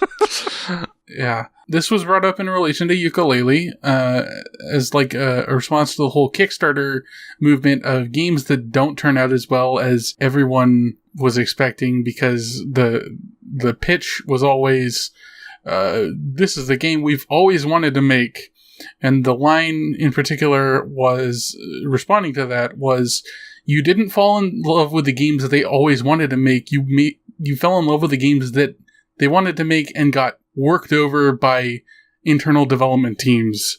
Like, you fell in love with the finished product, not the raw materials, basically." And I think games just do that. Like, it's not just focus grouping ruining everything. That's how games are made. Mm. And Matsuno wasn't churning out a perfect Final Fantasy XII clone by himself in the back of Square Enix for 6 years, and then someone came along and ruined it by sticking Vaughn in, you stupid assholes. Yeah. I mean, like, clearly Matsuno was not happy working at Square during the development of FF12. Like, nobody denies that. But honestly, if you compare FF12 to FF Tactics, there are some really strong structural similarities. But, you know, if Matsuno did write the ending of FF Tactics and didn't write the ending of FF12, then it's a good job they took FF12 away from Matsuno. Because, frankly, FF12 has a better ending. Yeah. I mean, Tactics' ending is pretty solid up until Ramses flying away in his chocobo. Then I'm just like, oh, boy. Okay. All right. I mean, like, the problem with Tactics ending is it's simplifying it. It sells out a lot of the good work the game does, whereas FF12 absolutely sticks it. If you want to say Matsuno's departure changed the game, then I have to say that it was probably a positive step. The things that are least like the other bits of Matsuno's work I know here are some of the best bits. I love meta discussions, but like talking about what a game could have been if X or Y happened is probably the most boring meta discussion on the planet because it's just done. It's not going to happen. It's super useless speculation. Unless you're committed to making a full conversion mod, none of this is going to happen. I don't know. It's fan fiction of the worst caliber. A total conversion of FF12 where you play as Balthier. Oh, fuck you. I'm so glad that total conversions aren't a thing on console. It's a new story where it's just Balthier trying to fight Sid, that's it. God damn it. Oh, we have not brought up fucking... Except in fleeting mentions, we haven't brought up Judge Zect / Redis at all. He is so cool as a character, and no one ever fucking talks about him. I didn't. Yeah, he just blindsided me, and he was actually... This is the first time Final Fantasy actually executed their tragic side character and didn't make it feel like they were just mocking. Like this, like M-A-W-A-K. Like, it wasn't mockish. Like, the Redis came on the scene, stole the scenes he was in, and had, like... Well, I mean, part of it's just like the directing and the cutscenes and the choreography is actually really weighty, and they communicate a lot with a little, and I mean that helps Redis and everyone. Yeah, I think so. It's really interesting to me that there is a version of the FF12 story, a hypothetical version. I know you just said there's a bad idea, but go with me on this. In which Balthier and Redis are the same character. Because Balthier says, I was a judge at one point, and I ran away from being a judge. Yeah. And you absolutely could stitch those two characters together into one character and have that character heroically sacrifice themselves at the Pharos. And I think the only reason that doesn't happen is because they need a heroic sacrifice for the Bahamut? The thing is, you don't. Like, that's totally unnecessary, that sequence. But they they couldn't take a party member away from you before the end of the game. Yeah. I mean, yeah, they didn't want to Aeris it. I think it would have been better if they had. I don't think it's their intention either, but I think with Redis being a guest character, a lot of places they're de-emphasizing like burdens of masculinity and masculine pain and all these things like Final Fantasy used to do a lot before 12.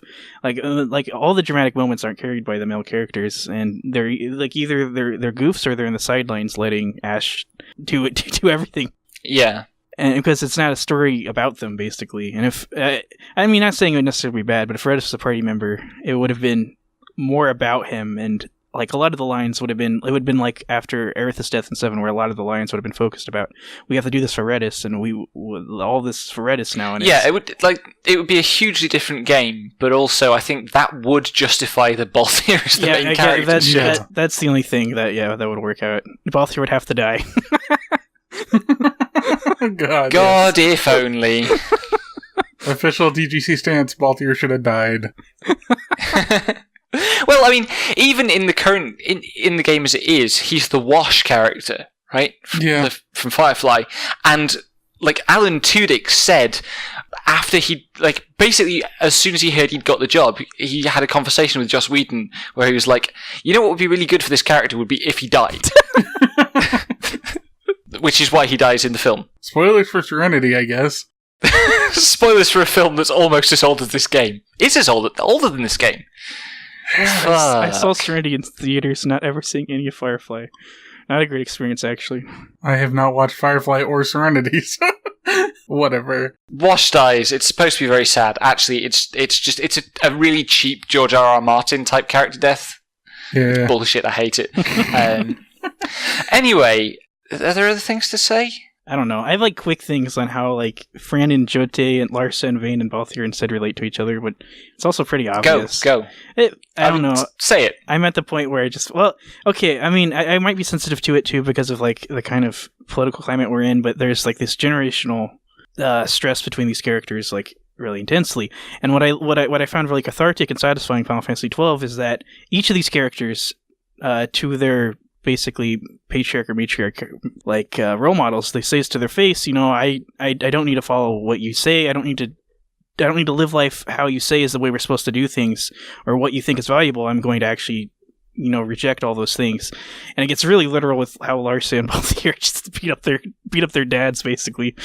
Yeah. But that's like a smaller, more interpersonal part of like the political drama, but I like how it echoed and it was pretty well executed, how they're just like, we're going to leave these things that aren't working for me in the past. Yeah. And also, like, you mentioned Jote and Fran. I think it's the writing in their parting scene is really clever, where Jote says, oh, the wood longs for you, and Fran says that's a lie, and Jote says, the truth is, the wood is jealous that you're gone, that you've been taken. Yeah. Which is, like, those are two sides of the same truth, right? That's such a clever scene, but it's also a wonderful way of showing that it is possible to have a parting.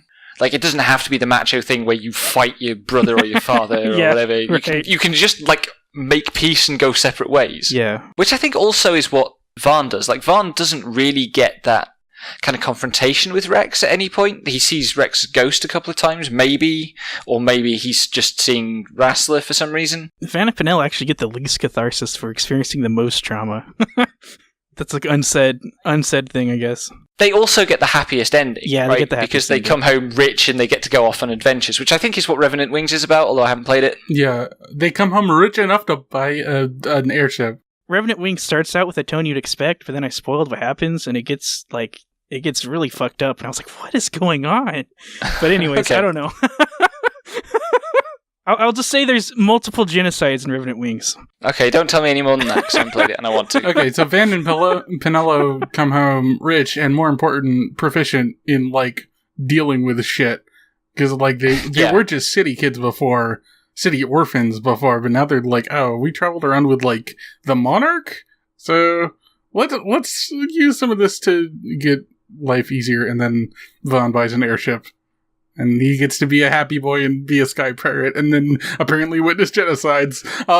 It's like, I guess all the other characters had their coming of ages off screen, but Van, Penel, and Ash happen while, like, just throughout Evilise, you play it, basically. Mm-hmm. I also had a cheesy thing I was going to say, and I'm glad I didn't say it. I'm saying it at the end, though, where I was like, I think Evilise is the protagonist, and the reason the spaced out of the story and the, like, what you do in the game is basically to, like, generate care and intimacy with the land, and so you're really invested with the disarmament, and you're like, yeah, I don't want this place to be destroyed, I love it. And I think that's just like... I can see that. Like, I'm not sure I'd say it's a protagonist, but it's definitely, like, there's a characterful attachment. That's like undergrad English, haha, I'm being clever when I'm not. But yeah, I mean, there's... I liked how that was just like... It was just really natural that I came to be invested in the stakes just because I liked the place. Yeah, and I think that goes some way to justifying what could otherwise have been because naturalism is often indulgent, right? It's often like, we're presenting you this world. I think that is a good way of reading the game to kind of counteract that. And you mentioned as well, not during the podcast, that you felt that the world was still felt quite dreamlike in a way. Yeah, part of it's like I was saying other references, like I can even say Skyward Sword, whatever, games like that where they're cutaways of a bigger place, and so that gives it kind of like a pop-up book feel. But also there are places like the Shrine of Miriam or especially Guru Vegan where it's just like actually impossible spaces, and I'm glad Final Fantasy always has the gumption to go that far. But the reason when I got the impression it was dreamlike is when I got to the Mount Baromeses. Yeah, that's when I was like, there are things going on in the background here that are untethered to at least a lot of traditional American fantasy lore concepts, and it was getting a little I guess like spacey, surreal, and non-literal, and I liked that. Well, even Bajeba, which is like the second location you go to, is like it's a floating continent, and they make you feel it as a floating continent, but also just the architecture has these massive floating wing-like structures everywhere. Yeah, which you see in the opening crawl of the game. I mean, I like you can just walk out to like their observation stuff, and you just look into nothing. You just there's nothing, it's just sky. Yeah. And well, also in the Lucy Mines, in the deeper parts of the Lucy Mines, you can get to points where you're basically peeking out the bottom of the Sky Continent, or the side of it. Yeah. Which, those are pretty cool. The Sky Continent is actually something that was in Final Fantasy III, which, I mean, yeah. There's like repeated semiotics in FF12 where they're like, here's the old Final Fantasies, but it's not going to be that straightforward tale of heroism this time. And all the nods are actually empowering instead of feeling like fan service. Should we move on to questions? Let's. From Marcus, why is there a fire horse in the sewers of Dalmasca? Because one like ongoing thing with Final Fantasy is just bosses that come out of nowhere or drop off the ceiling, and this game does have a lot of those. At least one of those is like a bunch of slimes. For a like, sort of, they live up there. I love when all those plants drop down when you hit a switch. That's a different place, but okay. I'd say like here's an arbitrary comparison, but this is not the same thing, but it's kind of the same principle. I was actually not frustrated by the amount of combat you do in Final Fantasy XII because it feels. I mean, it kind of starts feeling like Dark Souls, where this is a world like encroached by monsters, and you're just trying to survive as people, and it's actually difficult for people to travel around. A lot of this is reinforced by like the Hunters Guild, but also NPC conversations about traveling and how difficult it is for them. And I mean, obviously that means your party is more privileged and others being able to fight, but like there's industry of people just not succeeding against monsters, but barely scraping against this natural force that's like obviously stronger than them. Yeah, just on the point about like the travel and privilege thing, I think it's really important that every time you're about to go on a long journey, the game explicitly has a character remind you to prepare. Yeah, because it's hard. It's difficult to travel in Evilise. And I appreciated how it didn't feel as unbalanced as some RPGs can feel like, where you're just walking through and murdering everything. There's just a lot of infrastructure dedicated to how difficult it is to get around this place because of things like fire horses in the sewers. Yeah. Okay. From Gay Anime Girl on Twitter. So obviously people who think Balthier, Bosch, or Ash should have been the protagonist are wrong, but how about Penelo? So, I actually think the one hypothetical FF12 that's genuinely got richer promise than this version is the one with a male royal lead character and a female Varn. So it would be Penelo and a prince in Ash's place. Because the only reason the designers of this game were able to do something so deliberately disempowering to their lead character is because the lead character is female. If the lead character had been male, they would not have been able to conceive of doing the game this way. Yeah. And I would love to see that gender link broken, and let's have a male Final Fantasy lead character disempowered in the way that Ash is here. Then have a female foil to that who is like Penelo. I love Penelo. She's one of my favourite Final Fantasy characters, but she does not have a very substantive role in this story. I love her to pieces, though. I like that you're able to make a party of Ash, Fran, and Penelo, because in other Final Fantasy games, you're not allowed to remove the main character besides Final Fantasy VII when after Cloud comes back. But there's only 2 female characters because Aerith dies, so you can never do something like that. Final Fantasy XII was the first time where I was like, oh, I have a party of all girls. Besides 10-2, I never played it. Well, you can do it in 10 because you can have Lulu, Riku, and you could swap out Tidus in that game. Yeah, I can't. That's part of your Tidus. Fucking too much Kingdom Hearts. Yeah, that is that's part of the strategy for that game is like you can have a fully freeform party. Right. I mean, I haven't played 10 either. But I mean, it's just the oppressive thing about at least 8 and 7, like Squall and Cloud, they're just always there. Yeah, it's kind of annoying. I am also suffering kind of that with Persona 5 right now, but that's another topic that we will never broach on this podcast because I know better than that. Also from Gay Anime Girl, any specific thoughts on Venat? Personally, I think they're a really interesting antagonist, but I wish they had more screen time and interactions with the party. I also wonder if it would have been more appropriate to have them as the final boss instead of Super Saiyan 2 Vayne. Well, like, the Undying is a unification of Vayne and Venat. Like, Venat goes into Vayne. I think that's the only way Venat can interact with the party.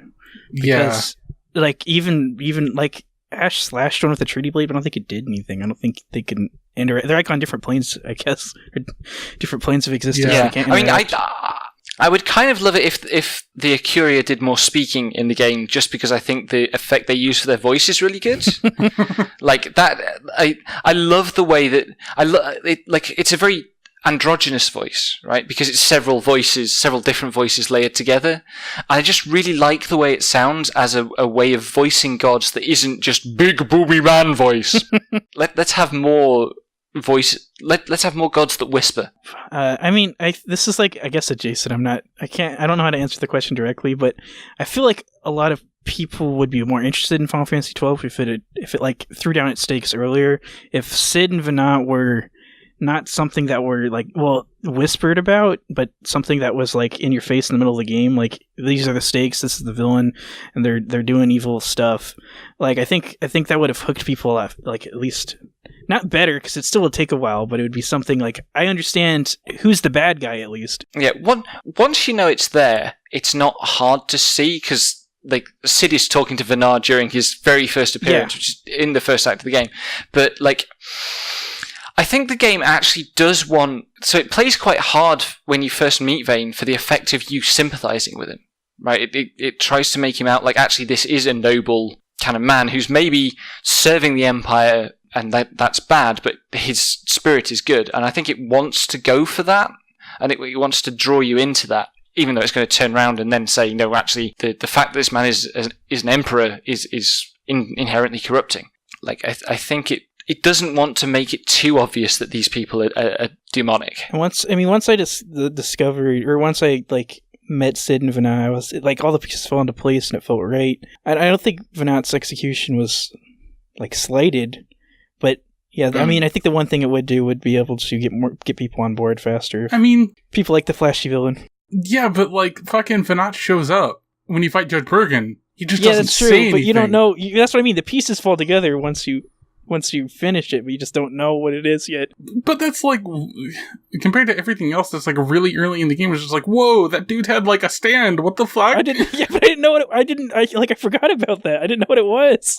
I mean, you say early in the game, but it's getting on for halfway through. Earlier is what I said. It's like evidence of something, but I figured that was just like Nethicites have stand powers. That's not what it was, but...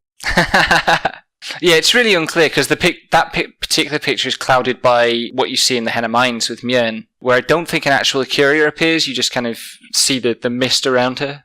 Well, I think they're just... I mean, that already happened to Fran, right? They're just sensitive to mist, and they'll berserk or whatever. Yeah, I will also just kind of generally... Just on the shoulders, the cutscenes are kind of spread out over the course of a fairly long game just by like volume of travel. So the minute appearances that they do make ahead of time make them kind of come out of nowhere for a lot of people, because a lot of people take breaks and forget things instead of finish. Like, we have a friend. I definitely did that. We have a friend in the Discord, Sam, who starts up games and does not finish a lot of them. He's gotten better about it over the year and a half we've been teasing him about it, but yeah, some people just don't focus down games and finish them, so they forget things. And that's why typically we tend to focus on one thing, because that means that within the span of a month, we're focusing on one thing and we can get through it and probably not forget details. But we're still people. But also, I wanted to hear more Penelo. I wanted more lines for Fran. I wanted more lines for Cid. I just wanted more of this game. And then at some point, I just have to go like, well, this is what there is. And it's very compact and subtle. And I don't know. Like, I would love to hear more. But I think a lot of that just comes from me liking the game a lot, and not because there wasn't enough. Yeah. I think also we've kind of talked about it before, but it was kind of a joke about the original that like all the voices sound all muffled and coming out of a tin can because they had to compress the audio so bad. Yeah. So they probably like actually ran out of space on the disc to put things at some point, and they were just like, we don't want to do a dual layer because that's more expensive to produce, so we're probably gonna have to cut a little bit of this stuff. I believe that. I think a strange thing getting used to the game is how the texture quality is actually like, so it's good most of the time, but sometimes it's on level or worse than Final Fantasy X. It's just because it's crammed full of stuff.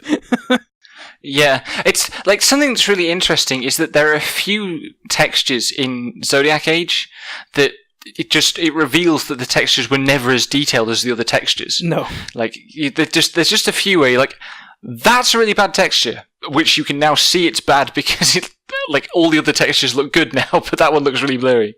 I mean the extent to which details are revealed by the HD version is just incredible. The actual artwork that went into this game originally is stunning. And like, I'm glad it now exists in a HD version so we can see some of it. Like, you can see Vane's face now when he's in the Vane Novus form, the second form of the final boss fight. On Classic, you basically don't get a clear look at his face, but now you can actually see that he has a facial expression and facial animations. It's at some point, maybe there was more like cutscenes or like interaction with Vana, but they were bumping up against limitations for the console, and then they went to 13, and Final Fantasy 13 got announced before Final Fantasy 12 got released in America. Like, that's how tight the fit was for when those things were getting developed, and God, video game development is weird. I mean, and Square's notorious about, I don't know, they're not transparent, but, you know, stuff takes a long time. Probably trouble developments, like, often. Look forward to Final Fantasy 16 in 2036. We're gonna get Final Fantasy 15 too first.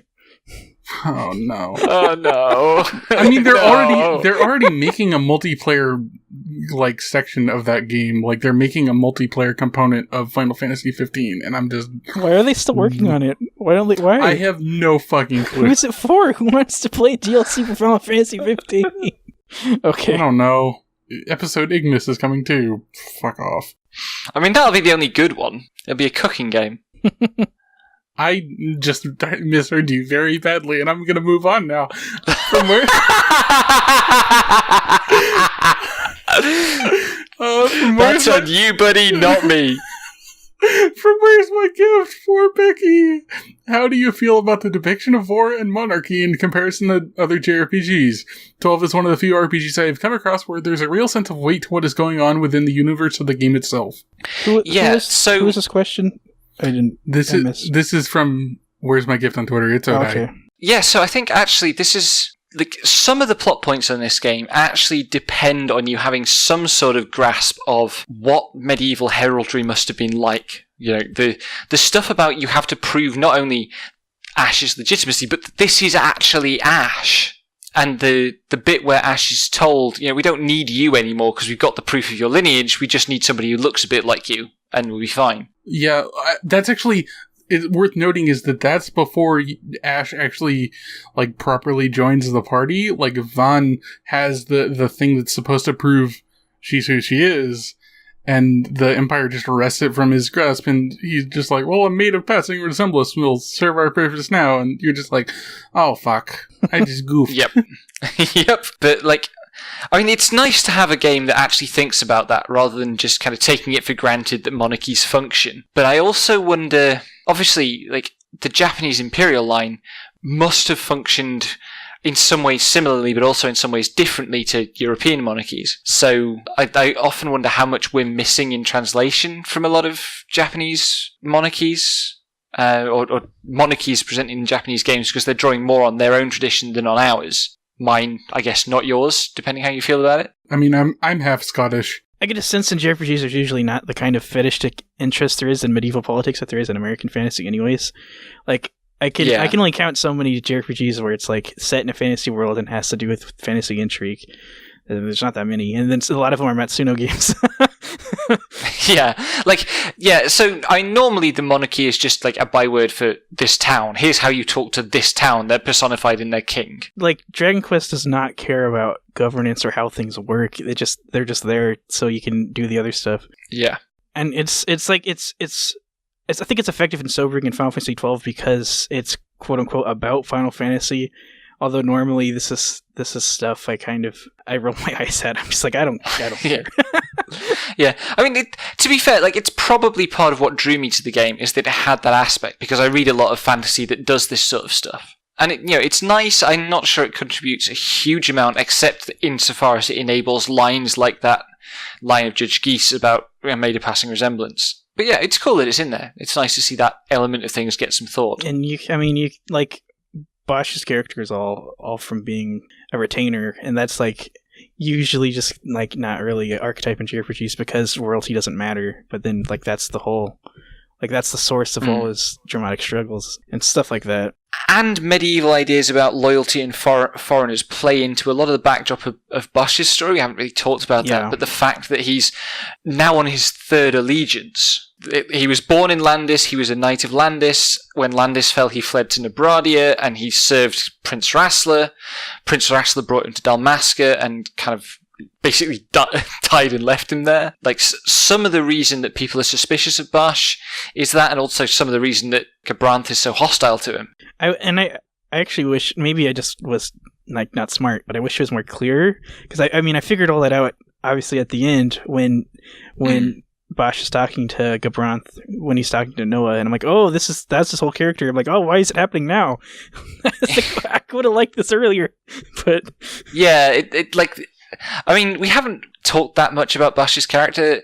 It is a shame that it's not developed more, but also, as with Redis, if it was given more space, it would distract from Ash's story. It is interesting to see like a knight character played not for comedy for fucking once. Yeah, I mean, it's especially in a Final Fantasy game. 12. Although 12's just... Oh, sorry, you can go. No, mine's silly, go ahead. Okay, mine's... whatever. I said 12's neat because it's respectful, but if I had a game like Dragon Quest that put like so much stake into medieval stuff, while also having the tone of Dragon Quest, I don't know if I could play it. I'd be like, this is really dumb and I can't stand it. Yeah, I mean, like, having a knight character in FF12 is great, but also, like, I noticed just today, after countless hundreds of hours in this game, that Bosch is wearing the most like dude bro shorts ever. His outfit is so bad. And his shorts are the worst. It's Dalmasca casual clothes or whatever, right? Yeah, supposedly. He basically stole it off a dead body in the sewers. No, the one he steals in the Barheim Passage is a different outfit. So he stole it from some dude in fucking Lowtown. Like, he grabbed it from a Resistant closet. It's given to him by the Resistance, yeah. But it's so bad. Anyway, that is a silly I just realized he wears that the entire game, too. That's amazing. Yeah. He's standing there staring down Judge Gabranth in his, like, jacket and shorts. Cargo shorts. I mean, hey, if you're traveling, you gotta have some extra pockets. It is. Okay? It's relatable. I'd rather wear shorts if I'm like walking around long distances. Shorts with greaves. Yes. Got it. I need my armor. Okay. Next question. We have 2 questions from Ewan. The first. Who is your favorite character in Final Fantasy XII? You tend not to talk too much about the characters in the games you discuss, which I find a bit odd since to me, the characters in the party are part of the core appeal in a JRPG. Penello, next question. My favorite character is Sid. My favorite character is Van, or like that Moogle who's really concerned about losing the key in the sewers. Sobe. Yes. What a poor name. I did want to address like the second part of this question, because like we talked about this a bit in the mod channel, but I think like the reason we don't talk about characters in such a point blank way is because we usually discuss like their role in the plot and how well they contribute to it and kind of form a backbone for the tone of the game. And sometimes when we do get like really into discussing characters, it's because they either do that really well or completely fuck that up.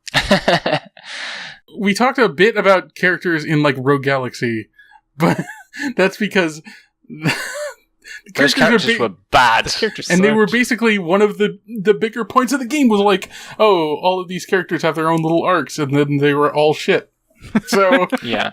I guess you could say a weak point of our podcast is that there's not a lot of casual discussion where we talk about what we really liked or disliked. We have this veneer of critical distance, which is like, I mean, it's like critical distance itself is kind of bullshit, but it's the tone I end up defaulting to because I am usually disinterested in a lot of conversations about games that are just like, well, this is what I like because it's good, and it's good design because I like it, and this is my favorite character because they're the most like me, and I'm just like, no, come on, this is not very.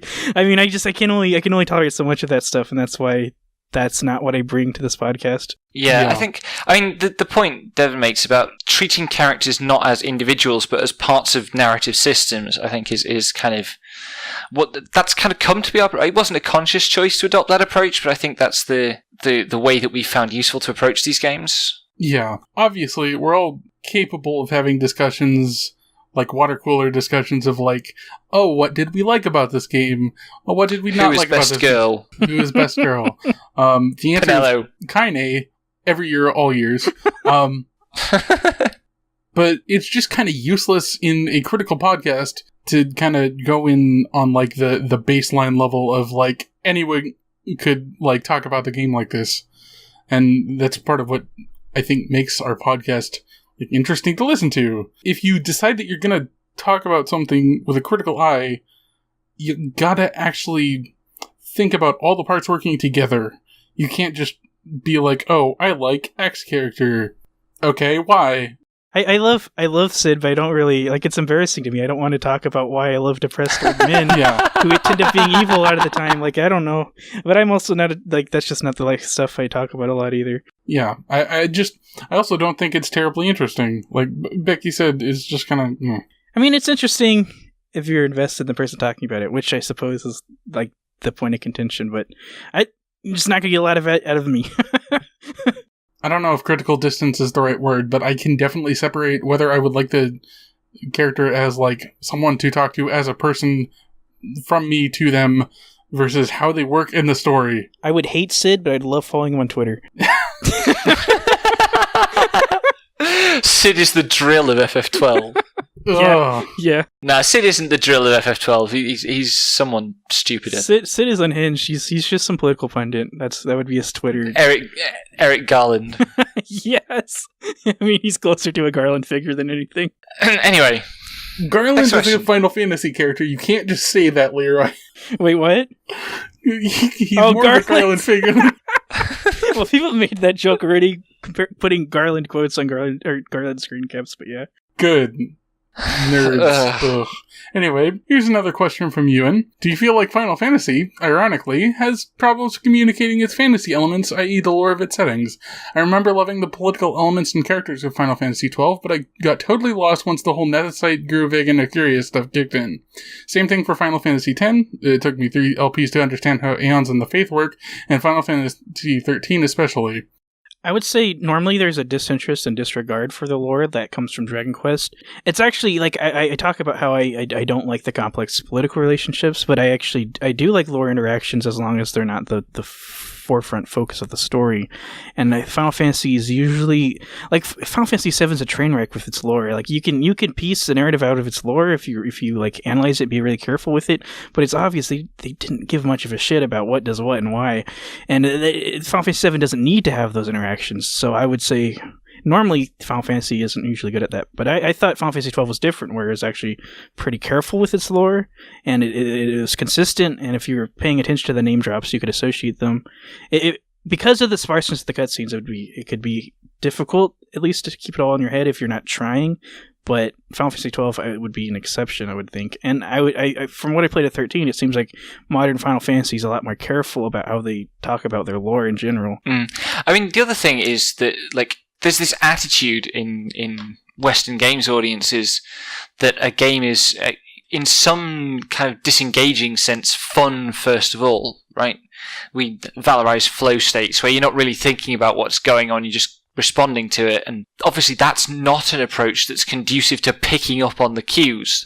Like, we rely on game narratives to be really explicit about their lore if we want to follow it. And, FF12, for example, very not explicit. You have to do a lot of work. FF10, you have to do a lot of work. FF13, you have to either do a lot of work or read pages and pages of datalog. That's a lot of work. Admit, that's still a lot of work. I've never read the datalog. I was reading them and I really liked it, but that's me. Yeah, that's Leroy. So I think this is what one thing I would say is like a quote unquote accessibility problem with FF12. Like playing FF12, you really want to like have something else going on for most of the time, because with your gambit set up correctly, it starts to once again quote unquote play itself. But when it comes to the cutscenes, whatever you were doing, you need to immediately set that down. You need to be paying close attention, or you will it will be hours until your next cutscene, and the pacing and what was set up in the last cutscene could even be lost on you. And in the beginning of playing Final Fantasy XII, because there's, first of all, I didn't think the story dump at the beginning was very elegant, and the frequency of cutscenes that like hinged on my understanding of the lore was a lot, and I had difficulty keeping up. But I also appreciate that Final Fantasy XII had this realized setting and was dedicated to it, instead of like talking directly to the audience. Like, here's this and that, which a lot of things actually do. And I find it kind of cloying or condescending when you could just act like these are things that are happening. It can be difficult to like piece the narrative together, but I don't think it's impossible for anyone, because it's not as complex as something like, some modernist novels, which are like, you need an extra book to read your book. It's not like that. Yeah, as for this game in particular, I think it's a combination of the sparseness of cutscenes and just that, I don't know, I've noticed a trend over the last 5 or 6 years to a decade of like people just refuse to learn fantasy terminology as part of like playing a game.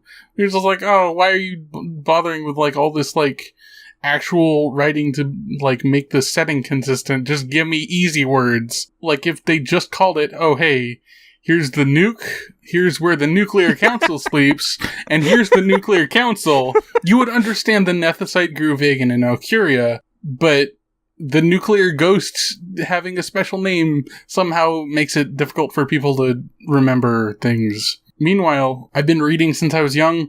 I started with like Harry Potter when I was 6.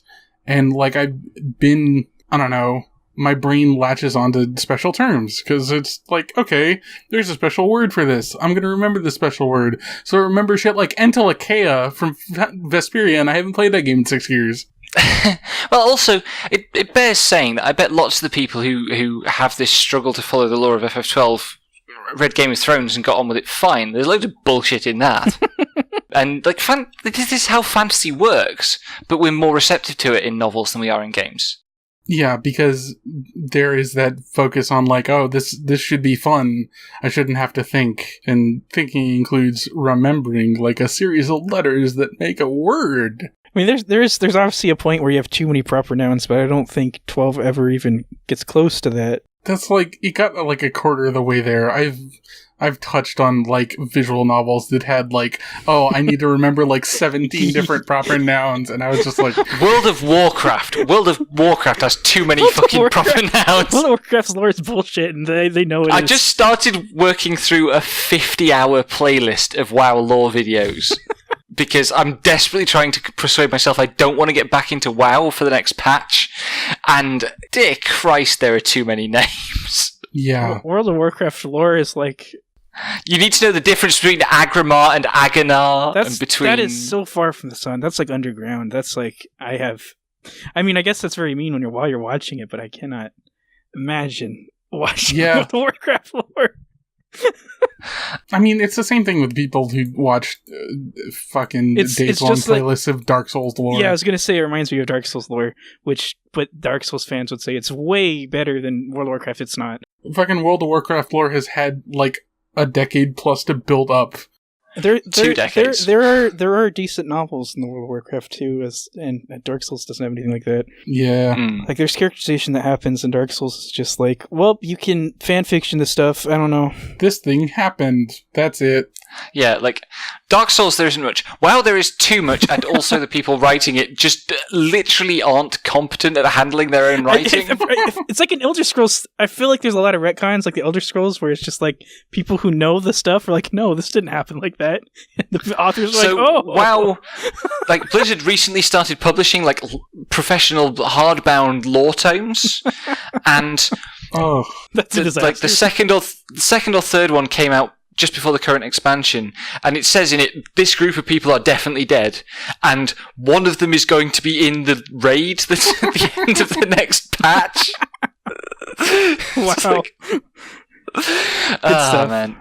I'm a sucker for particular things about the WoW lore, unfortunately, and it keeps dragging me back in. But anyway, we're not here to talk about WoW. I think part of that too is how it's in 13. It's in modern games, a lot of them. Like, when you get this proper down and we get to your next piece of lore, you're going to get this audio log, you're going to get a piece of paper, you're going to have this permanent reminder of what this lore is, because gamers can't remember it unless they pick up an item and can listen to it anytime, I guess.